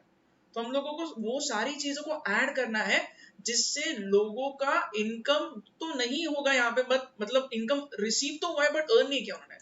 देख सकते हैं इनकम रिसीव मिला है पैसा, जी हाँ, बट नॉट अर्न, ये इसने अर्न नहीं किया है, मतलब सर्विसेज नहीं दिए फिर भी पैसा मिल रहा है। ठीक है, why are we adding this? बच्चों यहाँ पे मैं इसका लॉजिक भी आपको लिखा के दूंगा वैसे, ठीक है, बट पहले आपको ये हर एक एग्जांपल में एक्सप्लेन करता हूँ। वैसे क्यों ऐड कर रहे हैं हम लोग ये यहाँ पे income receive but not earn? Personal income में क्यों आ गया? क्योंकि एक चीज तो नेशनल इनकम में नहीं है, बट पर्सनल इनकम में आना चाहिए, क्योंकि इससे लोगों के पास पैसे बढ़ेंगे जिससे वो खर्च कर सके, और हर वो चीज जिससे लोग खर्चा करेंगे सब हम लोग पर्सनल इनकम में कंसिडर करते हैं, बिकॉज पर्सनल इनकम का मतलब ही है कि लोगों के पास जो पैसे होंगे खर्च करने के लिए, दैट इज पर्सनल इनकम। ठीक है, नेक्स्ट पॉइंट पे आता है बच्चों। नेक्स्ट यहाँ लिखा है वेलफेयर पेमेंट। वेलफेयर पेमेंट या फिर सोशल सिक्योरिटी पेमेंट, ये एग्जैक्टली क्या होता है बच्चों? वेलफेयर पेमेंट बोलो या फिर सोशल सिक्योरिटी पेमेंट बोलो, ये एग्जैक्टली क्या हो सकता है? देखो, ऐसा हो सकता है क्या कि मान के चलो सपोज वेलफेयर के लिए या फिर सोशल सिक्योरिटी के लिए अगर पैसे दिए जा रहे हैं, ठीक है, वेलफेयर के लिए या सोशल सिक्योरिटी के लिए पैसे दिए जा रहे हैं, बट कोई पर्सन ने कुछ भी सर्विसेज नहीं दिए, ना ही गुड्स बने, तो ये भी ट्रांसफर पेमेंट का तो टाइप हो गया। ठीक बात है, तो बच्चों वेलफेयर पेमेंट हो गया या सोशल सिक्योरिटी पेमेंट हो गया, या फिर उसको अनएम्प्लॉयमेंट कंपनसेशन का नाम दो, तीनों में कॉमन क्या है, ये तीनों भी ट्रांसफर पेमेंट है, ठीक है। तो यहाँ पे मैं इसके बारे में यहाँ पे एक्सप्लेनेशन लिख रहा हूँ, ठीक है। This these are transfer payments, these are transfer payments, ठीक है। we will not consider them, we will not consider them as a part of national income, we will not consider them as a part of national income। क्यों national income का हिस्सा इसको हम लोग क्यों नहीं मान रहे, because these will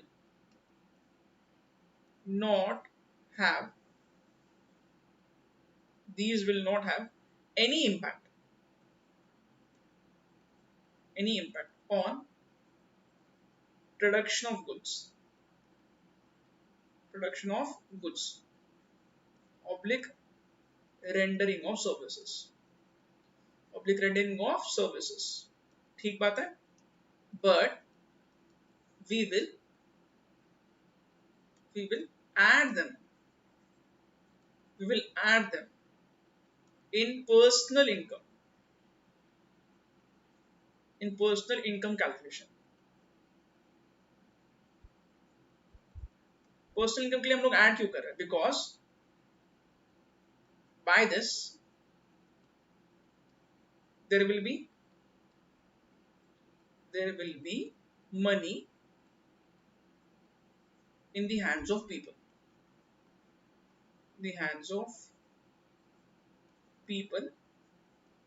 for spending।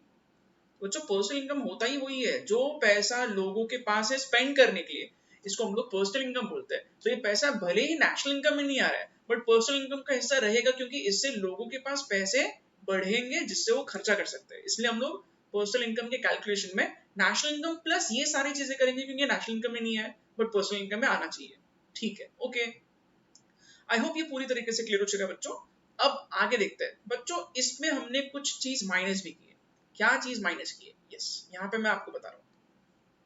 Less लिखा है income earned but not received. Income earn तो हुआ है बट रिसीव नहीं हुआ है, ठीक है। तो बच्चों ऐसा हो सकता है क्या कि कोई चीज नेशनल इनकम में आई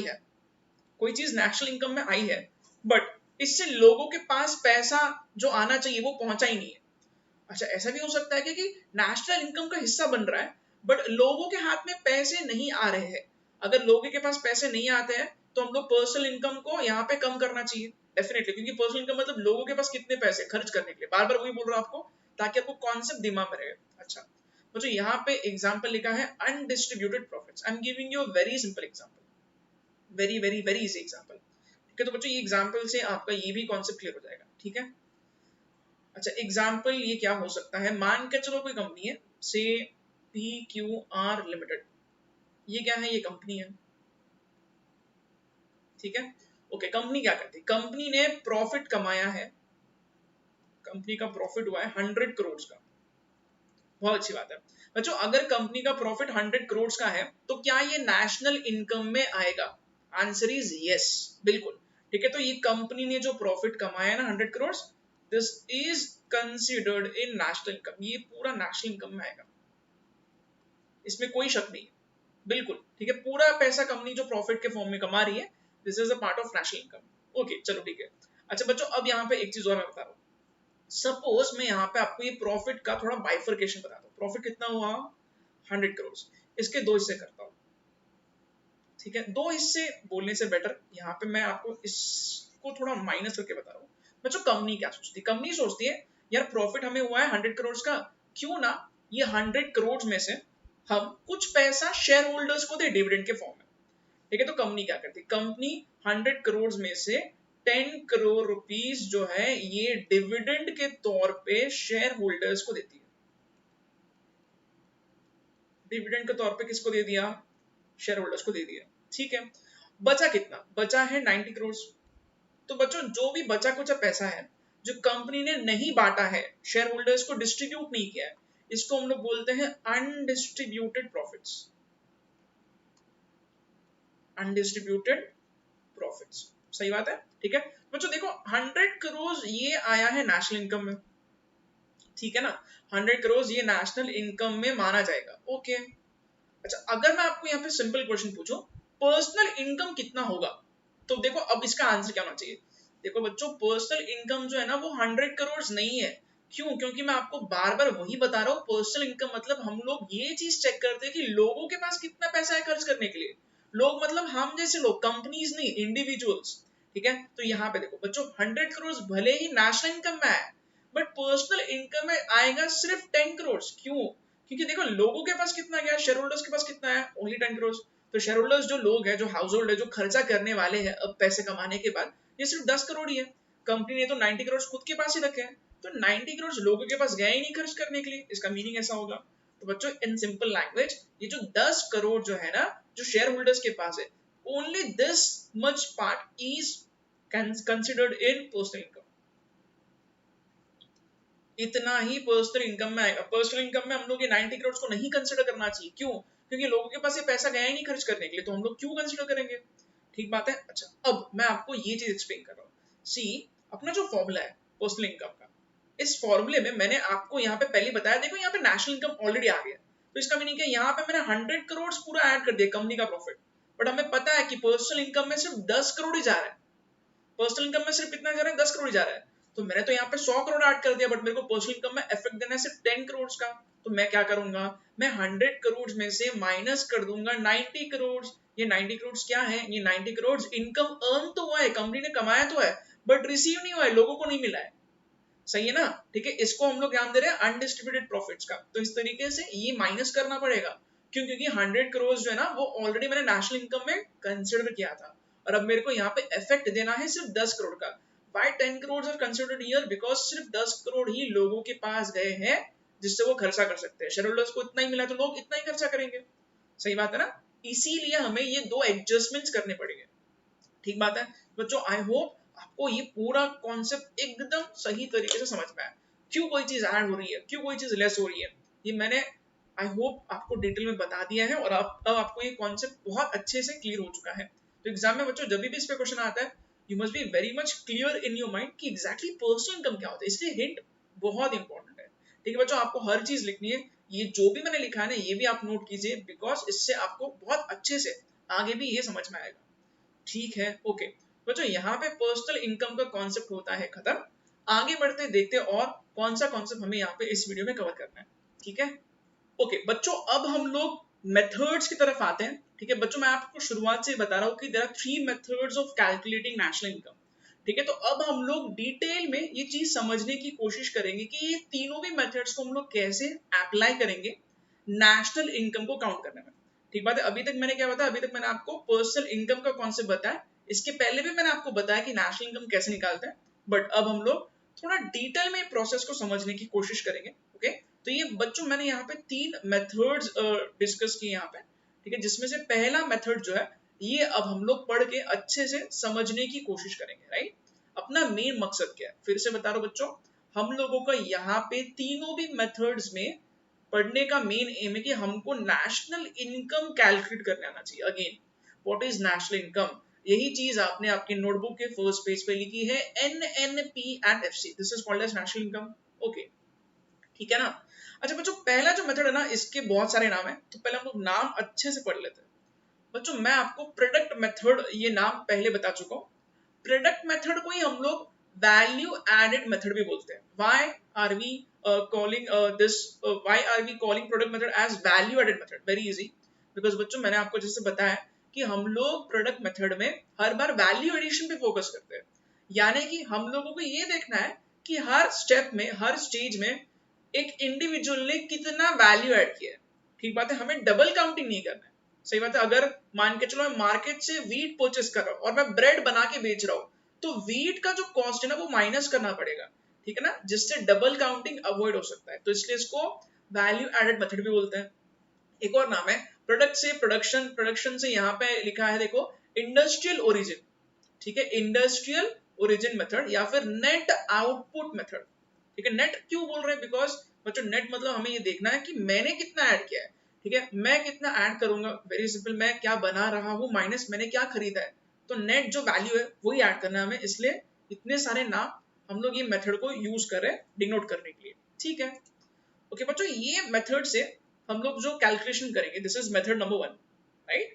तो ये मेथड से जो हम लोग कैलकुलेशन करेंगे नेशनल इनकम का, ठीक है, उसके 3 आसान स्टेप्स है, ठीक है बच्चों, और ये स्टेप्स बहुत इजी अब आपको लगना चाहिए, बिकॉज हमने जीडीपी का कॉन्सेप्ट पहले अच्छे से पढ़ा है, ठीक है। अच्छा, स्टेप नंबर 1 क्या है बच्चों, स्टेप नंबर 1 यहाँ लिखा है, देखो, हमें सबसे पहले क्या करना है, हमें सबसे पहले पूरे कंट्री को 3 सेक्टर्स में बांटना है, ठीक है बच्चों। ये आपने बहुत बेसिक इकोनॉमिक्स जब सीखा होगा तब ये पढ़ा होगा बच्चों डेफिनेटली, कि इंडिया को हम लोग, पूरे कंट्री को हम लोग, पूरे इकोनॉमी को हम लोग 3 हिस्सों में बांट सकते हैं, 3 सेक्टर्स होते हैं। कौन से 3 सेक्टर्स होते हैं, एक होता है प्राइमरी सेक्टर, फिर होता है secondary sector, and then there is tertiary sector. अच्छा, ये तीनों सेक्टर्स में क्या क्या आता है आपको अगर नहीं पता है तो मैं यहाँ पे बता रहा हूँ, आप लोग नोट भी कर सकते हो बच्चों। प्राइमरी सेक्टर में आता है एग्रीकल्चर, ठीक है, तो जो भी एग्रीकल्चरल इंडस्ट्री है, एग्रीकल्चरल जो पार्ट है, ठीक है, ये सब प्राइमरी सेक्टर का हिस्सा है। बेसिक एग्रीकल्चर जो हम लोग बोलते हैं वो प्राइमरी सेक्टर को बिलोंग करता है, ठीक है। सेकेंडरी सेक्टर में क्या आता है बच्चों, सेकेंडरी सेक्टर में मैन्युफैक्चरिंग और इंडस्ट्रीज आता है, ठीक है, तो जो भी बड़े बड़े कंपनीज है जो मैन्युफैक्चरिंग में इन्वॉल्व है, ये सब सेकेंडरी सेक्टर का हिस्सा है, ठीक है। और लास्ट में लिखा है टर्शियरी सेक्टर, टर्शियरी सेक्टर में पूरा सर्विस इंडस्ट्री आता है, ठीक है। प्राइमरी सेक्टर में एग्रीकल्चर, सेकेंडरी सेक्टर में manufacturing and industries, and tertiary sector में आएगा सर्विस सेक्टर। तो अभी मैं जो आप लोगों को सर्विसेज दे रहा हूँ, ठीक है, तो हम लोग कोचिंग क्लासेस का इंडस्ट्री पूरा सर्विस सेक्टर में आता है, इसलिए हम लोग टर्शियरी सेक्टर को बिलोंग करते हैं, ठीक है। तो जो इंडिया के कोई भी एक्टिविटी को आप ये 3 सेक्टर में कहीं ना कहीं फिट बिल्कुल कर सकते हो, ठीक बात है। अच्छा बच्चों, वैसे आपको बता दूं, इंडिया में मैक्सिमम लोग प्राइमरी सेक्टर में एम्प्लॉयड है, ठीक है, क्योंकि सबसे ज्यादा लोग इंडिया में एग्रीकल्चर करते हैं, रूरल एरियाज में, गांव में लोग एग्रीकल्चर ही करते हैं, ठीक है, बट सबसे ज्यादा अपने देश को जो कंट्रीब्यूट करता है पैसों के टर्म्स में वो है सर्विस सेक्टर, ठीक है। बट आप लोग ये देख के मत सोचना कि सर हाँ ऑब्वियसली वो तो पता है सर्विस सेक्टर बहुत कंट्रीब्यूट करता है, क्योंकि आप लोग बहुत पैसे कमा रहे हो, ठीक है बच्चों। जोक्स अपार्ट, यहाँ पे टर्शियरी सेक्टर बहुत ज्यादा यहाँ पे वैल्यू ऐड करता है कंट्री के जीडीपी में, ओके। अच्छा, यहाँ पे लिखा है ये तीनों सेक्टर्स का हमें जीवीपीएमपी निकालना है तीनों भी सेक्टर्स का हमें क्या निकालना है, जीवीपीएमपी। नाउ अभी बहुत सारे स्टूडेंट्स यहाँ पे कंफ्यूज होते हैं, वो बोलते हैं सर ये जीवीपीएमपी क्या है, ये तो कभी सुना ही नहीं टर्म।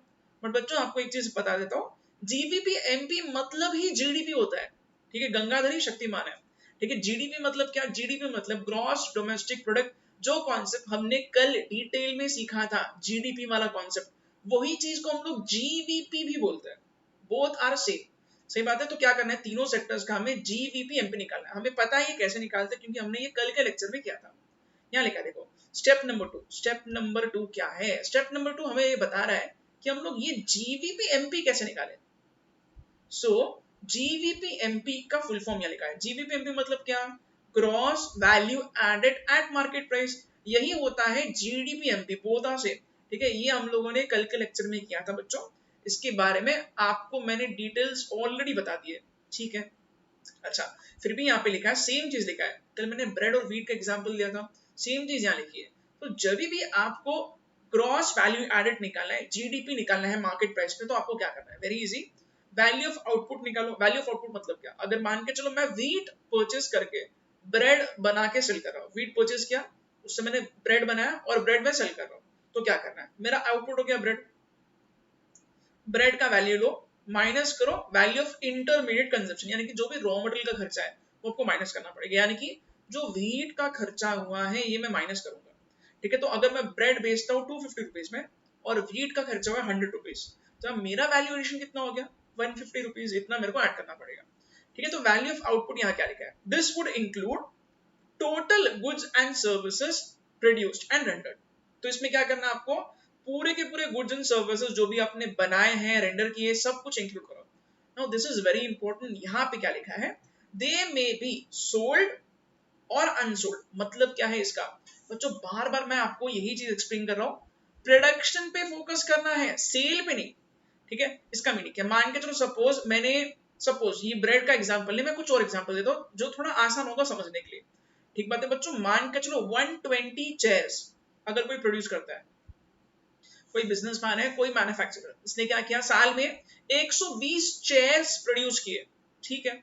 तो क्या करना है बच्चों, इसमें से मान के चलो 100 चेयर्स बेच दिए हैं और 20 चेयर्स बच गए। ये 20 चेयर्स क्या होगा, ये स्टॉक होगा, इसका क्लोजिंग स्टॉक होगा, सही बात है ना, ठीक है। तो अगर 100 चेयर्स बेचे हैं और 20 बच गए, तो हमें जीडीपी के कैलकुलेशन में 120 चेयर्स को लेना पड़ेगा। क्यों? क्योंकि बच्चों प्रोडक्शन तो इसने 120 का किया है, बेचना इंपॉर्टेंट नहीं, बनाना इंपॉर्टेंट है। This is very very important, ठीक है। हम लोग बेचेंगे नहीं तो भी हम लोग उसका वैल्यू कंसिडर करेंगे, बिकॉज हमने बनाया तो इसको, प्रोडक्शन पे एम्फोसिस है ना कि सेल पे, ठीक है। अच्छा, तो यहाँ वही लिखा है, this would include total goods and services produced and rendered, ठीक है। प्रोड्यूस्ड पे फोकस है, प्रोडक्शन कितना कर रहे हैं, ओके। दे में इंक्लूड सोल्ड एंड अनसोल्ड, नहीं बेचा तो भी आप कंसिडर करो कि आपने प्रोडक्शन तो कर दिया है, ठीक है, ओके। अच्छा, जब आप वैल्यू ऑफ आउटपुट निकालोगे तो इसमें आपको इंटरमीडिएट कंजम्पशन माइनस करना है। जैसे कि मैंने ब्रेड और व्हीट का एग्जांपल दिया, अगर मैं चेयर बनाता हूं और मेरे को प्लास्टिक का खर्चा हुआ है, तो प्लास्टिक का खर्चा मैं माइनस करूंगा, क्योंकि अगर मैं माइनस नहीं करूंगा तो डबल काउंटिंग हो जाएगा, ठीक है। और ये माइनस करने से हम लोग सिर्फ वैल्यू एडिशन पे फोकस कर रहे हैं। ये मैं आपको कल एग्जैक्टली यही चीज बता चुका हूँ, ठीक है बच्चों। स्टेप नंबर 3 पे आते हैं, this is again very simple. तो स्टेप 3 में हमें क्या करना है, ठीक है बच्चों, देखो स्टेप 3 जो है ना, ठीक है, ये हम लोगों के पास जीवीएमपी, जीवीएमपी मतलब वही हो गया जीडीपीएमपी, जीवीएमपी मतलब ही होता है जीडीपीएमपी, ओके, ठीक है। तो बच्चों अगर जीवीएमपी आपके पास है तो आपको क्या निकालना है, आपको ये चीज निकालना है। यहाँ पे एक फ्लैग ड्रॉ करो, because this is our target, ठीक है। Our target is to calculate national income. National income मतलब क्या, अभी तक तो लर्न हो जाना चाहिए। नेशनल इनकम मतलब एनएनपीएफसी, ठीक बात है। तो कैसे निकालोगे, वेरी सिंपल, जीवीएमपी अगर आपके पास है, ठीक है, तो आप इससे एनवीएमपी निकाल सकते हो। अब ये कैसे करते हो, आप लोग एक्सपर्ट बन चुके होंगे बच्चों अभी तक। देखो अगर जीवीएमपी से मेरे को एनवीएमपी निकालना है तो कैसे निकालूं, ठीक है। एन और जी में क्या फर्क होता है, वेरी इजी बच्चों, ये समेशन हमें हमेशा करना है, क्योंकि हमें वैल्यू एडिशन का एडिशन करना है, बेसिकली समेशन करना है, इंटीग्रेशन करना है उसको, मतलब ऐड करो आप हर एक चीज को, ठीक है। तो हर स्टेप पे जो भी वैल्यू ऐड हो रहा है मेरे को इसको ऐड करना पड़ेगा, हेंस दिस समेशन सिंबल। इधर भी समेशन होता है, एक्चुअली नहीं लिखा है मैंने, बट होना चाहिए, ठीक है। तो यहाँ क्या लिखा है, NVMP is equal to summation of GVMP minus depreciation. क्यों? क्योंकि net is equal to gross minus depreciation, सही ना बच्चों। इसको थोड़ा जूम कर देता हूं, ठीक है। See net is equal to gross minus depreciation, okay. तो अब और आगे क्या लिखा है, जीवीएमपी से एनवीएमपी आ गया। अब यहां से मेरे को एनडीपी निकालना है, बहुत आसान है बच्चों, ठीक है। अगर मान के चलो मेरे को एनडीपीएफसी निकालना है और मेरे पास जीवीएमपी है, तो मैं क्या करूंगा, जीवीएमपी का मतलब ये होता है एनवीएमपी का मतलब ये होता है एनडीपीएमपी, ठीक है ना। वैल्यू एडिशन मतलब domestic product, sorry again this is NDPMP. तो एनडीपीएमपी मेरे पास है और एनडीपीएफसी मेरे को निकालना है। कैसे निकालू, फैक्टर कॉस्ट और मार्केट प्राइस में क्या डिफरेंस होता है, market price is equal to factor cost plus net indirect taxes, therefore factor cost is equal to market price minus net indirect taxes. Again this is very easy, ठीक है। अच्छा आगे बढ़ते हैं, फिर लास्ट स्टेप यहाँ पे क्या लिखा है, मेरे को अब एनएनपीएफसी निकालना है और मेरे पास है NDPFC. So how will I calculate this, again very easy, ठीक है। अगर मेरे को net national product at factor cost निकालना है और मेरे पास net domestic product at factor cost है, so national is equal to domestic plus NFI, ऐसा करूंगा तो मेरे को नेशनल इनकम आराम से मैं कैलकुलेट कर सकता हूँ। सो बच्चों ये सारे स्टेप्स अगर आप फॉलो करते हो तो आप प्रोडक्ट मेथड को यूज करके आसानी से निकाल सकते हो, अलग अलग सेक्टर्स का कैलकुलेशन करके आप ऐड करके आसानी से क्या निकाल सकते हो, आसानी से आप नेशनल इनकम निकाल सकते हो, ठीक बात है। I hope this is very easy, ठीक है बच्चों। भले ही कॉम्प्लिकेटेड दिखता होगा बट ये है बहुत आसान, ठीक है। अच्छा तो ये सारे पॉइंट्स आपको नोट करना है, और अगर आपने ये सारे पॉइंट्स अच्छे से नोट कर लिए हैं तो बच्चों अब हम लोग सेकंड मेथड को समझ लेते हैं, ठीक है। ओके सो सेकंड मेथड बच्चों मेरे को नहीं लगता कि मेरे को ज्यादा कुछ भी बताने की जरूरत है, बिकॉज सेकंड मेथड मैं आपको ऑलरेडी बता चुका हूँ, ठीक है। अननोइंगली आपको ये पता चल गया है। अच्छा सेकंड मेथड का नाम क्या है, सेकंड मेथड का नाम है इनकम मेथड, या फिर इसको हम लोग फैक्टर पेमेंट मेथड भी बोलते हैं या फिर डिस्ट्रीब्यूटेड शेयर मेथड भी बोलते हैं। ठीक है बच्चों, इनकम मेथड में हम लोग क्या करेंगे, वेरी इजी, हम लोग है ना नेशनल इनकम निकाल रहे हैं। ठीक है, तो मैंने आपको एकदम शुरुआत में बताया था क्या करना है, वेरी इजी। ठीक है, कंट्री में जो भी लोग है सबका इनकम ऐड करो, नेशनल इनकम निकल जाएगा। ठीक बात है ना। ठीक है, तो बच्चों जो भी रेसिडेंट्स इंडिया के, इनका अगर हम लोग इनकम ऐड करते जाएंगे तो नेशनल इनकम आराम से निकल सकता है। तो ये एक और अप्रोच है जिससे हम लोग नेशनल इनकम को निकाल सकते हैं। ठीक है, तो बच्चों देखो यहाँ पे कुछ लिखा है, ओके, सी नेशनल इनकम मेरे को निकालना है। Again we have to focus here, this is our target NNPFC. ठीक है बच्चों, मान के चलो अगर एनडीपीएफसी अपने पास है। अच्छा, एनडीपीएफसी के बारे में मैंने आपको डिटेल में बताया है बच्चों। कहाँ बताया, आपने लिखा है ये। ठीक है, आज के लेक्चर को आपको चेक करना है, आप लोग थोड़ा पेजेस पलटा के देखोगे तो आपको खुद की हैंडराइटिंग में ये लिखा हुआ दिखेगा। ठीक है, तो एनडीपीएफसी क्या होता है, एनडीपीएफसी का फुल फॉर्म बता दो पहले, net domestic product at factor cost, net domestic product at factor cost. ठीक है, अच्छा बच्चों यहाँ पे क्या लिखा है, डोमेस्टिक बोलते हैं, हमें दिमाग में रखना है डोमेस्टिक मतलब डोमेस्टिक टेरिटरी में जो भी प्रोडक्शन हुआ है, ये सारे फैक्टर इनकम को हमें ऐड करना है। जो भी प्रोडक्शन यूनिट से जो भी इनकम अराइज हो रहा है, ठीक है, फैक्टर इनकम जो भी हो रहा है डोमेस्टिक टेरिटरी में, इंडिया में, ये सब हमें ऐड करना है जीडीपीएफसी में। बट बच्चों हमें जीडीपीएफसी नहीं निकालना है, सॉरी एनडीपीएफसी नहीं निकालना है, हमें निकालना है एनएनपीएफसी। ठीक है बच्चों, नेशनल इनकम में हम लोग नेशनल पे फोकस करेंगे ना, डोमेस्टिक पे नहीं। तो अगर एनडीपीएफसी आपके पास है तो आप इससे एनएनपीएफसी इजीली निकाल सकते हो। ये सेम चीज आपने लिखी है बच्चों खुद के हाथों से, NNPFC is equal to NDPFC plus NFI. ठीक है, और बच्चों ये देखो, ये चीज आपको बिल्कुल याद रहनी चाहिए, ये तो मैंने आपको एक्सप्लेन किया है ऑलरेडी, दिस इज डन। ठीक है ना। तो देखो यहाँ पे मैंने आपको क्या बोला था, एनडीपीएफसी को कैसे आप इंटरप्रेट करोगे, देखो जीडीपीएफसी मैंने बताया था, तो एनडीपीएफसी उससे हम लोग ने डिराइव किया था। ठीक बात है बच्चों, ये कहाँ से आया, वेरी इजी। देखो इंडिया में जो भी लोग हैं जो पैसा कमा रहे हैं उसको हम लोग चार फैक्टर्स में डिवाइड करते हैं। कौन से चार factors, land, labour, capital and entrepreneur.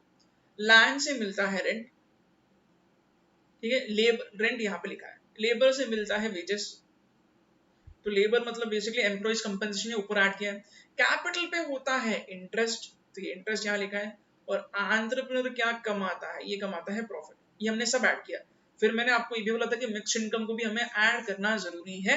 जो भी सेल्फ एम्प्लॉयड लोग हैं जो मिक्स इनकम कमाते हैं, जो एक्चुअली वो खुद सेल्फ कंजम्पशन के लिए यूज करते हैं, जैसे कि अगेन पोटैटोज वाला एग्जाम्पल, एक फार्मर था, 100 पोटैटोज उगाए, 99 खा लिए, एक बेच दिया, ये 99 को भी आप मिक्स इनकम में कंसिडर करोगे। This is already done, nothing new, ये एक्चुअली था इनकम मेथड। ठीक है, सो बच्चों ये आपको यहाँ पे जो भी लिखा हुआ है हर चीज ऑलरेडी हो चुकी है, आपको सिर्फ अब फिर से ही नोट करना सिस्टमैटिकली। ओके बच्चों आगे बढ़ते हैं, और अब हम लोग तीसरे मेथड को समझने की कोशिश करते हैं। वैसे आपको फिर से बता दो, मेथड 1, मेथड 2 एंड मेथड 3, तीनों भी मेथड से नेशनल इनकम का आंसर सेम ही आएगा। ठीक है, यस। ओके तो बच्चों थर्ड मेथड जो है इसका नाम है एक्सपेंडिचर मेथड। ठीक है, या फिर हम लोग इसको इनकम डिस्पोजल मेथड भी बोल सकते हैं, बिकॉज जब हम लोग इनकम को डिस्पोज करेंगे, जब मैं इनकम को अगर मेरे पॉकेट से निकाल के कहीं और स्पेंड करूंगा तो वही तो एक्सपेंडिचर बन जाता है। ठीक बात है, तो बच्चों देखो यहाँ पे जो तीसरा मेथड है ना, ये मेथड जो है हम लोगों को एक्सपेंडिचर के थ्रू नेशनल इनकम को निकालने में मदद करता है। तो बच्चों ये चीज मैंने आपको इसके पहले भी बोला था फर्स्ट वीडियो में, फर्स्ट लेक्चर में, कि एक पर्सन का इनकम मतलब किसी और का खर्चा। ठीक है, या फिर इसको उल्टा कर दो, ठीक है, किसी का खर्चा मतलब किसी और का इनकम। ठीक है, तो बच्चों हमेशा इनकम और एक्सपेंडिचर मैच ही होते हैं, तो या तो आप इनकम मेथड से कैलकुलेशन करो या फिर आप एक्सपेंडिचर मेथड से कैलकुलेशन करो, हमें आंसर एंड में वही मिलने वाला है, सेम मिलने वाला है। ठीक बात है, तो बच्चों इनकम लोगों का ऐड करो या फिर लोगों ने कितना खर्चा कहाँ कहाँ किया है वो ऐड करो, तो आपको नेशनल इनकम आराम से मिल सकता है। ठीक है, तो अच्छा देखो यहाँ पे अब हम लोग क्या कैलकुलेट कर रहे हैं, पहले इस पे हम लोग फोकस करते हैं। सी हमें नेशनल इनकम निकालना है, नेशनल इनकम मतलब एनएनपीएफसी, बट हम लोग यहाँ पे एक्सपेंडिचर मेथड में सबसे पहले ये देखेंगे कि एक्सपेंडिचर मेथड से हम लोग जीडीपी एमपी कैसे निकाल सकते हैं। ठीक है, तो जीडीपी बच्चों एकदम बेसिक चीज है, और यहाँ से हम लोग एनएनपीएफसी तक का सफर तय करेंगे।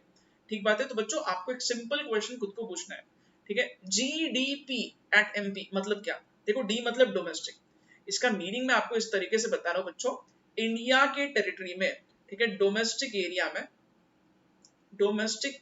में जो भी खर्चे होते हैं सारे खर्चों को ऐड करो तो जीडीपी एमपी निकलेगा, ठीक है। अच्छा, खर्चों को ऐड करना है, ओके। तो बच्चों अब यहाँ पे हम लोग खर्चों को 3 हिस्सों में डिवाइड करते हैं, ठीक है। जो भी एक्सपेंडिचर है अपना, ठीक है, ये एक्सपेंडिचर को मैं यहाँ पे 3 हिस्सों में डिवाइड कर रहा हूँ, फर्स्ट, सेकेंड एंड थर्ड।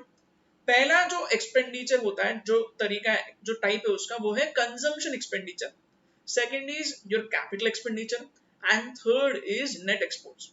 अच्छा बच्चों, कंजम्पशन और कैपिटल एक्सपेंडिचर क्या होता है, इनमें मैं पहले आपको डिफरेंस क्लियर करता हूँ, ठीक है, और नेट एक्सपोर्ट्स को फिर मैं लास्ट में बताऊंगा, सही बात है। अच्छा देखो बच्चों, कैपिटल एक्सपेंडिचर किसे कहते हैं, पहले ये एक्सप्लेन करता हूँ। कैपिटल एक्सपेंडिचर मतलब क्या होता है? कैपिटल एक्सपेंडिचर मतलब आपके पॉकेट से पैसा निकला और उससे कोई एसेट क्रिएट हो रहा है, ठीक बात है, I am repeating my words again. आपके पॉकेट से पैसा निकला तो है, बट इससे कोई एसेट क्रिएट अगर होता है तो हम लोग इसको कैपिटल एक्सपेंडिचर का नाम देते हैं, ठीक बात है। जैसे कि for example, very simple, I am giving you very very easy example. अगर देखो कैपिटल एक्सपेंडिचर हम लोग कब बोलेंगे, अगर एसेट क्रिएट हो रहा है तो, अगर नहीं होता है एसेट क्रिएट तो ये हो जाएगा consumption expenditure. So these two must be red simultaneously. Example बच्चों, मान के चलो मैं गाड़ी में डीजल भरवाता हूँ, ठीक है, तो अगर मैं गाड़ी में डीजल भरवाता हूं तो डीजल से कोई एसेट क्रिएट नहीं हो रहा है, वो तो कंज्यूम हो जाएगा, वो तो खर्च हो जाएगा, सही बात है ना। डीजल जो है ना, इससे कोई परमानेंट एसेट थोड़ी ना मैं खरीद रहा हूँ, ठीक है। अगर गाड़ी में मैं डीजल भरवाता हूँ, क्या इससे एसेट क्रिएट हो रहा है? नहीं। अगर एसेट क्रिएट नहीं हो रहा तो ये क्या हो जाएगा, ये हो जाएगा कंजम्पशन एक्सपेंडिचर, ओके। अच्छा, अगर मान के चलो मैं कार परचेस करता हूँ, डीजल नहीं बल्कि मैंने गाड़ी परचेस की है, तो कार अगर मैं परचेस करता हूँ मतलब मेरे पॉकेट से पैसे निकल रहे हैं और इससे मैं कोई एसेट परचेस कर रहा हूँ, तो ये एक्सपेंडिचर हो जाएगा कैपिटल नेचर का, इसको हम लोग कैपिटल एक्सपेंडिचर का नाम देते हैं। सो दिस इज वेरी इजी। अगर एसेट क्रिएट हो रहा है, अगर कोई नया एसेट बनता है, जनरली हम लोग ऐसा देखते हैं कि कैपिटल एक्सपेंडिचर में नया एसेट क्रिएट होता है, ठीक है। बट अगर एसेट क्रिएट नहीं होता है तो हम लोग इसको जनरली कंजम्पशन एक्सपेंडिचर का नाम देते हैं, राइट। अच्छा बच्चों, नेट एक्सपोर्ट्स क्या होता है? वेरी इजी बच्चों, हम लोग हमारे कंट्री से दूसरे कंट्री में गुड्स भेजते भी हैं और दूसरे कंट्री से हम लोग सामान खरीदते भी है, ठीक है। तो ये जो लेने देने का जो भी सिलसिला है, इसको हम लोग नेट एक्सपोर्ट से डिनोट करते हैं, ठीक है। वैसे आपको ये बता दो बच्चों, इंडिया एक्सपोर्ट ज्यादा नहीं करती है, इंपोर्ट ज्यादा करती है, ठीक है। तो बच्चों हम लोगों का इंपोर्ट का खर्चा बहुत है एक्सपोर्ट के खर्चे से, ठीक है। तो बच्चों देखो, हम लोग इंपोर्ट ज्यादा करते हैं कंपेयर टू एक्सपोर्ट, ठीक है। एक दो एग्जांपल देता हूँ जिससे आपको ये अंदाजा लगेगा कि इंडिया का इंपोर्ट का खर्चा कितना ज्यादा है, ठीक है। बच्चों देखो, इंडिया जो है ना, इंडिया बहुत ह्यूज स्केल पे क्रूड ऑयल को इंपोर्ट करती है, कच्चा तेल, सही बात है, ठीक है। क्योंकि बच्चों क्रूड ऑयल जो है ना, हम लोग बहुत ज्यादा डिपेंड करते हैं, गल्फ नेशंस से हम लोग इंपोर्ट करते हैं क्रूड ऑयल, ठीक है। यूएई से, दुबई से हम लोग क्रूड ऑयल को इंपोर्ट करते हैं। कच्चे तेल से हम लोग डीजल, पेट्रोल, ये सारी चीजें ट्रांसपोर्टेशन के लिए जो यूजफुल होती है ना, ये हम लोग इसलिए इसको इंपोर्ट करना पड़ता है। इंडिया के इंपोर्ट बिल का ये बहुत बड़ा हिस्सा है बच्चों। इसके अलावा हम लोग गोल्ड, सोना, India is a country which is obsessed with gold, ठीक है। ये येलो मेटल जो है ना बच्चों, इससे हम लोग का इंपोर्ट बिल बहुत बड़ा यहाँ पे बढ़ के निकलता है। तो हम लोग गोल्ड और क्रूड ऑयल, ये दो चीजें बहुत इंपोर्ट करते हैं और हम लोग के एक्सपोर्ट्स इतने नहीं है, इसलिए इस चक्कर में इंडिया को ज्यादा पैसे देने पड़ते हैं और हमारे पास पैसे कम बचते हैं, ठीक है। तो ये सारी चीजों को हम लोग नेट एक्सपोर्ट्स में कंसिडर करेंगे, ठीक है। कैपिटल कंजम्पशन, ये दो एक्सपेंडिचर मैंने अभी क्लियर किया और अभी मैंने आपको नेट एक्सपोर्ट्स के बारे में बताया। कैपिटल एक्सपेंडिचर में एग्जांपल क्या लिखा है, ये पढ़ लेते हैं। मशीनरी, यस एसेट क्रिएट हो रहा है। ज्वेलरी, यस एसेट क्रिएट हो रहा है।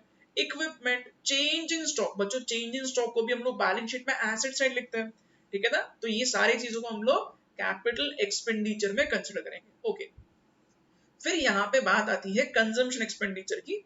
ये वो खर्चे हैं जिससे एसेट नहीं बन रहा है। मैंने मूवी का टिकट परचेज किया तो कंजम्पशन एक्सपेंडिचर है, क्योंकि उससे एसेट थोड़ा ना क्रिएट हो रहा है, पिक्चर देख के आ गया, वहीं पे बात खत्म होगी, कंज्यूम हो गया वो पूरा, ठीक बात है ना। अच्छा, तो जो कंजम्पशन एक्सपेंडिचर को हम लोग दो हिस्सों में डिवाइड कर सकते हैं। एक होता है प्राइवेट फाइनल कंजम्पशन एक्सपेंडिचर, फिर होता है गवर्नमेंट फाइनल कंजम्पशन एक्सपेंडिचर। अच्छा, इसका मैं कुछ एग्जांपल देता हूं आपको जिससे ये चीज क्लियर हो जाएगी, ठीक है। बच्चों देखो, प्राइवेट और गवर्नमेंट दोनों में फर्क होता है डेफिनेटली। हम जैसे लोग अगर खर्चा करते हैं तो ये प्राइवेट फाइनल कंजम्पशन एक्सपेंडिचर होता है। अगर गवर्नमेंट खर्चा करते हैं तो डेफिनेटली ये गवर्नमेंट की कैटेगरी में जाएगा। फाइनल ये वर्ड क्यों यूज कर रहे हैं? बिकॉज बच्चों हमें फोकस करना है फाइनल गुड्स पे, ठीक है। देखो दो तरीके होते हैं, या तो आप हर चीज का वैल्यू ऐड करो, ठीक है, नहीं तो आप सीधा फाइनल गुड्स का वैल्यू ऐड करो, ठीक बात है। अच्छा एग्जांपल देता हूं, देखो बच्चों मैंने ये कल भी एग्जांपल दिया था, राइट। वीट, वीट से बनी ब्रेड, ठीक है, ब्रेड को बेचा गया 350 रुपीज में, ओके, और वीट को खरीदा गया था मान के चलो 100 रुपीज में, ठीक है। तो या तो आप ऐसा बोलो कि 100 रुपीज का वीट बनाने वाले का कॉन्ट्रीब्यूशन है और ब्रेड बनाने वाले का 350 माइनस 100 यानी कि 250 का कॉन्ट्रीब्यूशन है। तो ये हर स्टेजेस को हम लोग ऐड करेंगे तो 350 आएगा, नहीं तो मैं डायरेक्टली फाइनल गुड्स की कीमत को ऐड कर दूंगा, ठीक है ना। तो जो फाइनल गुड्स पे इसलिए हम लोग एम्फोसिस कर रहे हैं private final consumption expenditure on government final consumption expenditure. So this is very simple. अगर मैं पीवीआर का टिकट परचेज करता हूँ, ठीक है, अगर मैं होटल में खाना खाता हूँ, अगर मैं गाड़ी में डीजल भरवाता हूँ, तो ये सारे प्राइवेट फाइनल कंजम्पशन एक्सपेंडिचर के एग्जांपल्स हैं, ठीक है। अगर गवर्नमेंट जो है खर्चा कर रही है, जैसे कि गवर्नमेंट ने सैलरी दिया, सैलरी से एसेट थोड़ा ना क्रिएट हो रहा है, ठीक है। तो यहाँ पे लिखा है, देखो बच्चों एग्जांपल्स मैं आपको यहाँ पे पढ़ के एक्सप्लेन करूंगा तो ज्यादा बेटर रहेगा, ठीक है। गवर्नमेंट डिफेंस पे खर्चा करती है, army, navy, air force, police force, इतने सारे लोग गवर्नमेंट के अंडर काम करते हैं, एम्प्लॉइज है गवर्नमेंट के। तो गवर्नमेंट जब इतने सारे जगह पे खर्चा कर रही है, डिफेंस के लोगों को सैलरी दे रही है, ठीक है, जो अपने सोल्जर्स है इनको अगर आर्मी को अगर गवर्नमेंट सैलरी देती है, तो ये सब कंजम्पशन एक्सपेंडिचर है, क्योंकि इससे एसेट क्रिएट नहीं हो रहा है। गवर्नमेंट मान के चलो मिलिट्री के वेपन्स परचेज करती है, that is capital expenditure. Salary पे खर्चा करे, that is consumption expenditure, right, ठीक है। एजुकेशन, गवर्नमेंट ने स्कूल बनाया, कैपिटल एक्सपेंडिचर, बट गवर्नमेंट के स्कूल में जो टीचर्स पढ़ा रहे उनको गवर्नमेंट सैलरी दे रही है, दैट इज कंजम्पशन एक्सपेंडिचर, ठीक है। हेल्थ केयर, गवर्नमेंट ने हॉस्पिटल बनाया, कैपिटल एक्सपेंडिचर, गवर्नमेंट के हॉस्पिटल में डॉक्टर्स नर्सेस काम कर रहे हैं, इनको गवर्नमेंट सैलरी दे रही है, this is again consumption expenditure. Law and order, ठीक है, गवर्नमेंट ने कोर्ट बनाया, गवर्नमेंट ने पुलिस स्टेशन बनाया, that is consumption expenditure. But court में जो जज काम करते हैं, जो पुलिस डिपार्टमेंट में पुलिस के लोग जो काम करते हैं, जो इनके जो एम्प्लॉइज हैं, ये सब के सब जिनको सैलरी मिल रहा है ना, ये आएगा कंजम्पशन एक्सपेंडिचर में, ठीक है। These must be added, okay, definitely add करना जरूरी है क्योंकि खर्चा हमें ऐड करना है, ये मेथड वही बोलता है। अच्छा, कुछ चीजों को इग्नोर करना है, जैसे कि पेंशन का पैसा, scholarship, unemployment allowance must be ignore. अच्छा, ये इग्नोर क्यों कर रहे हैं बच्चों? बिकॉज ये सारी चीजें जो है ये होंगे अगेन ट्रांसफर पेमेंट, ठीक है।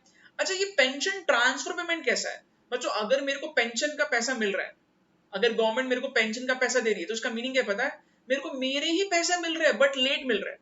मैं गवर्नमेंट एम्प्लॉय हूँ, ठीक है, और गवर्नमेंट ने क्या किया, गवर्नमेंट ने मेरे सैलरी में से पेंशन का पैसा कट किया और गवर्नमेंट मान के चलो मेरा ही पैसा मेरे को कुछ सालों के बाद दे रही है, ठीक है। तो ये पेंशन का पैसा हो गया या फिर स्कॉलरशिप का पैसा हो गया, ठीक है। पेंशन का पैसा जो है ना बच्चों, ये again this is a transfer payment.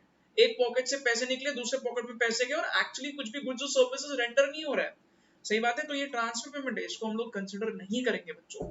Scholarship, scholarship में क्या होता है, गवर्नमेंट जो है मान के चलो स्कॉलरशिप अनाउंस करती है और कोई होशियार स्टूडेंट को पैसा मिलता है, इंटेलिजेंट स्टूडेंट को थोड़ा हम लोग प्रमोट कर रहे हैं, ठीक है।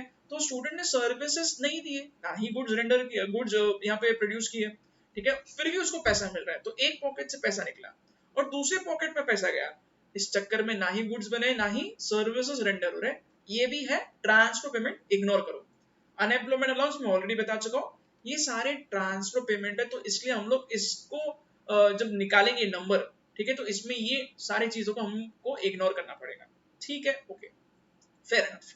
बच्चों अब फिर से हम लोग कहां से कहां तक का सफर तय कर रहे हैं, इधर मैं फिर से ये फ्लैग ड्रॉ कर रहा हूं बिकॉज हमें यहां से यहां तक कैलकुलेशन करना है बच्चों, एग्जैक्टली सेम चीज रिपीट हो रही है, so I am not going to repeat this, ठीक है। आप लोगों का कीमती समय ना बर्बाद करते हुए सीधा मैं बता रहा हूँ, जीडीपी एट एमपी है, इससे जीएनपी एमपी निकाल सकते हैं, ठीक है। सिंपली हम लोग क्या करेंगे, हम लोग यहाँ पे एनएफआई ऐड करेंगे जीडीपी में, तो net sorry national is equal to domestic plus NFI, फिर जीएनपीएफसी मैं निकाल सकता हूं अगर मेरे पास जीएनपी एमपी है, तो जीएनपीएफसी से जीएनपी एमपी कैसे निकालू, factor cost is equal to market price minus net indirect taxes, क्योंकि market price is equal to factor cost plus net indirect taxes.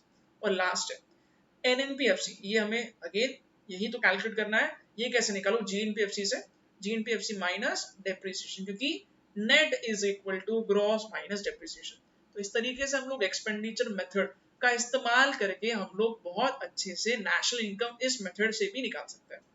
ठीक बात है। तो बच्चों तीनों भी मेथड्स मैंने बताया, तीनों भी मेथड से सेम आंसर आएगा। ठीक है, तो हम लोग कौन सा मेथड कब यूज करना ये डिपेंड करता है। सही बात है, हर एक मेथड हर जगह काम में नहीं आता है बच्चों, इसलिए हम लोग एक्चुअली मेथड्स को मिक्स करके नेशनल इनकम को निकालते हैं। ठीक है, ओके बच्चों ये सब मैंने आपको बताया। अब यहाँ पे कुछ और लिखा है, this is a new term disposable income. और एक्चुअली डिस्पोजेबल इनकम जो है बच्चों ये कॉन्सेप्ट अब आपको बहुत इजी लगेगा, क्योंकि मैंने आपको इस लेक्चर में पर्सनल इनकम का कॉन्सेप्ट सिखाया। What is personal income? कोई भी पूछता है दिमाग में क्या लेके आओगे, वेरी इजी कॉन्सेप्ट हमेशा दिमाग में रखो। पर्सनल इनकम मतलब क्या? जो पैसा लोगों के हाथ में है जिससे वो खर्च कर सकते हैं टैक्सेस माइनस होने के पहले, इसको हम लोग पर्सनल इनकम बोलते हैं। ठीक बात है बच्चों, पर्सनल इनकम में से अगर मैं इनकम टैक्स माइनस करूंगा तो जो नंबर आएगा that is personal disposable income. Example देता हूं, सपोज मिस्टर इन आपका एक पर्सन, ठीक है, इसका इनकम साल भर का है 10 लाख रुपए, 10 लाख रुपए इसका इनकम है। ठीक है, मुझे एग्जांपल को सिंपल रख रहा हूं मैं, मान के चलो 2 लाख रुपए का इसने टैक्स भरा है, दिस इज पर्सनल इनकम। जो पैसा खर्च करने लायक का है टैक्स माइनस होने के पहले, उसको हम लोग पर्सनल इनकम बोलते हैं। हिंट पे भी मैंने इस तरीके से लिखा था बच्चों पर्सनल इनकम एक्सप्लेन करते टाइम पे। ठीक है, 2 लाख रुपए का इसने इनकम टैक्स भरा। इनकम टैक्स ऑब्वियसली इनकम पे लगता है, पैसे कमा रहा है तो इनकम टैक्स भी भरना पड़ेगा। बचा कितना? 8 लाख रुपए। This amount of 8 lakh rupees is called as personal disposable income. Disposable मतलब जो पैसा खर्च करने के लायकी का है। देखो 10 लाख ये खर्च नहीं कर सकता है, क्यों? क्योंकि 10 लाख में से गवर्नमेंट आके अपना टैक्स भी मांगेगी। ठीक है, तो इनकम टैक्स हमें गवर्नमेंट को देना पड़ेगा। बचा कितना? बचा है अमाउंट सिर्फ 8 लाख रुपए।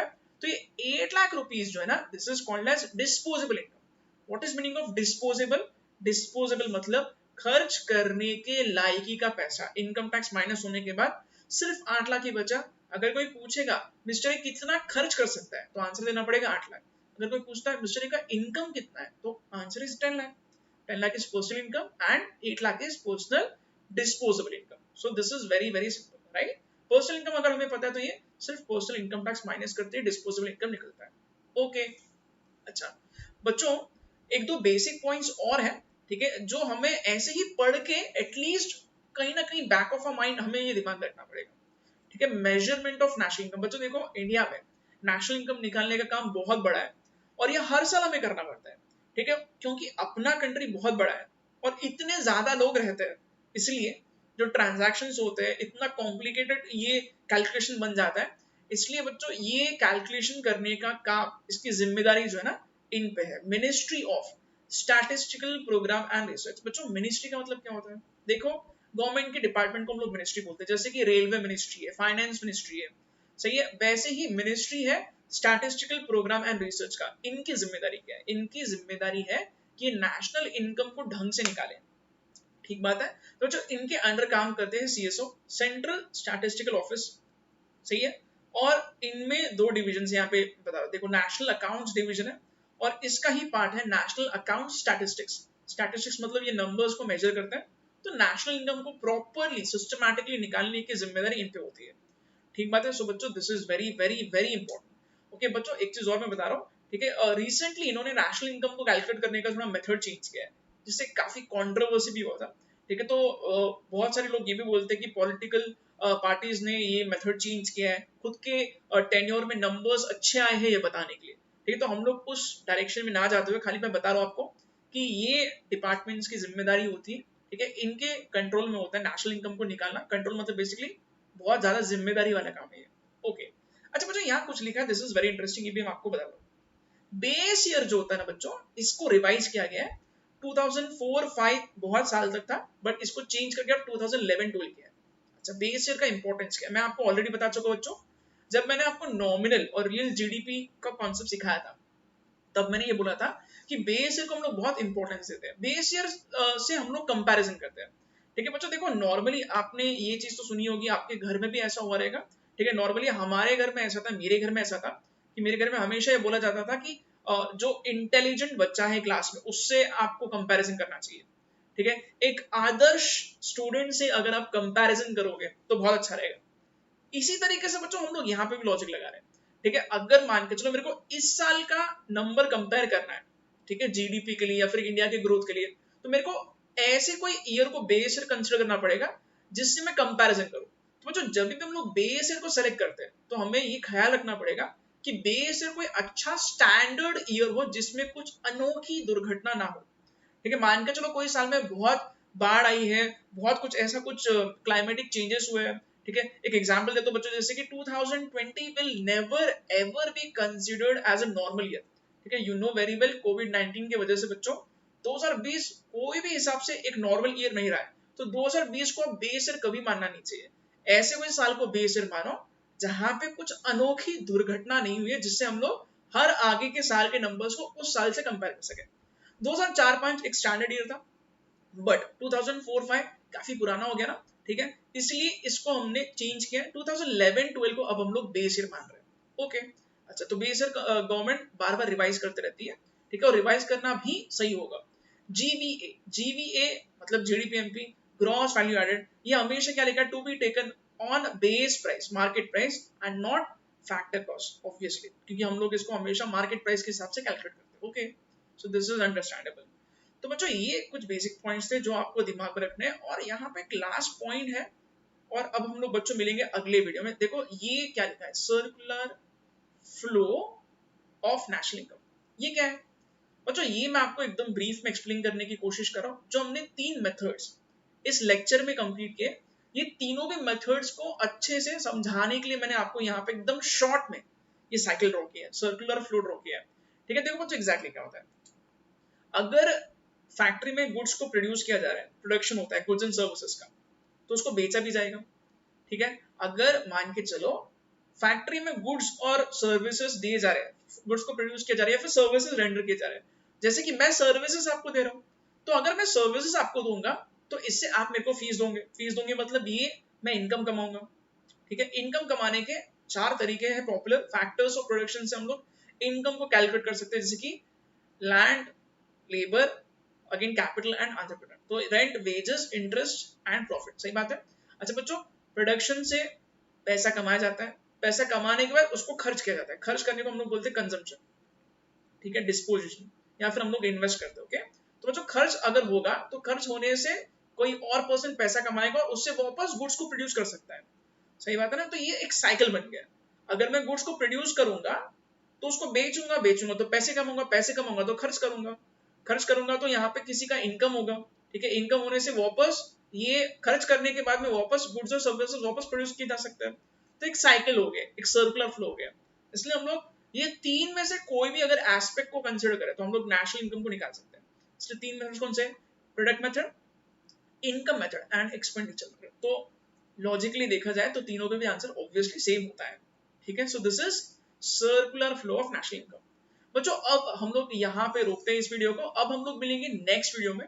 अगला video exam point of view से बहुत ज्यादा इंपॉर्टेंट है, ठीक है। तो नेक्स्ट वीडियो जो है बच्चों, इसमें आपको बहुत सारी चीजें नोट करना है, ये सारे पॉइंट्स आपको रिवाइज करना है, और अब हम लोग मिलेंगे नेक्स्ट वीडियो में, ठीक है।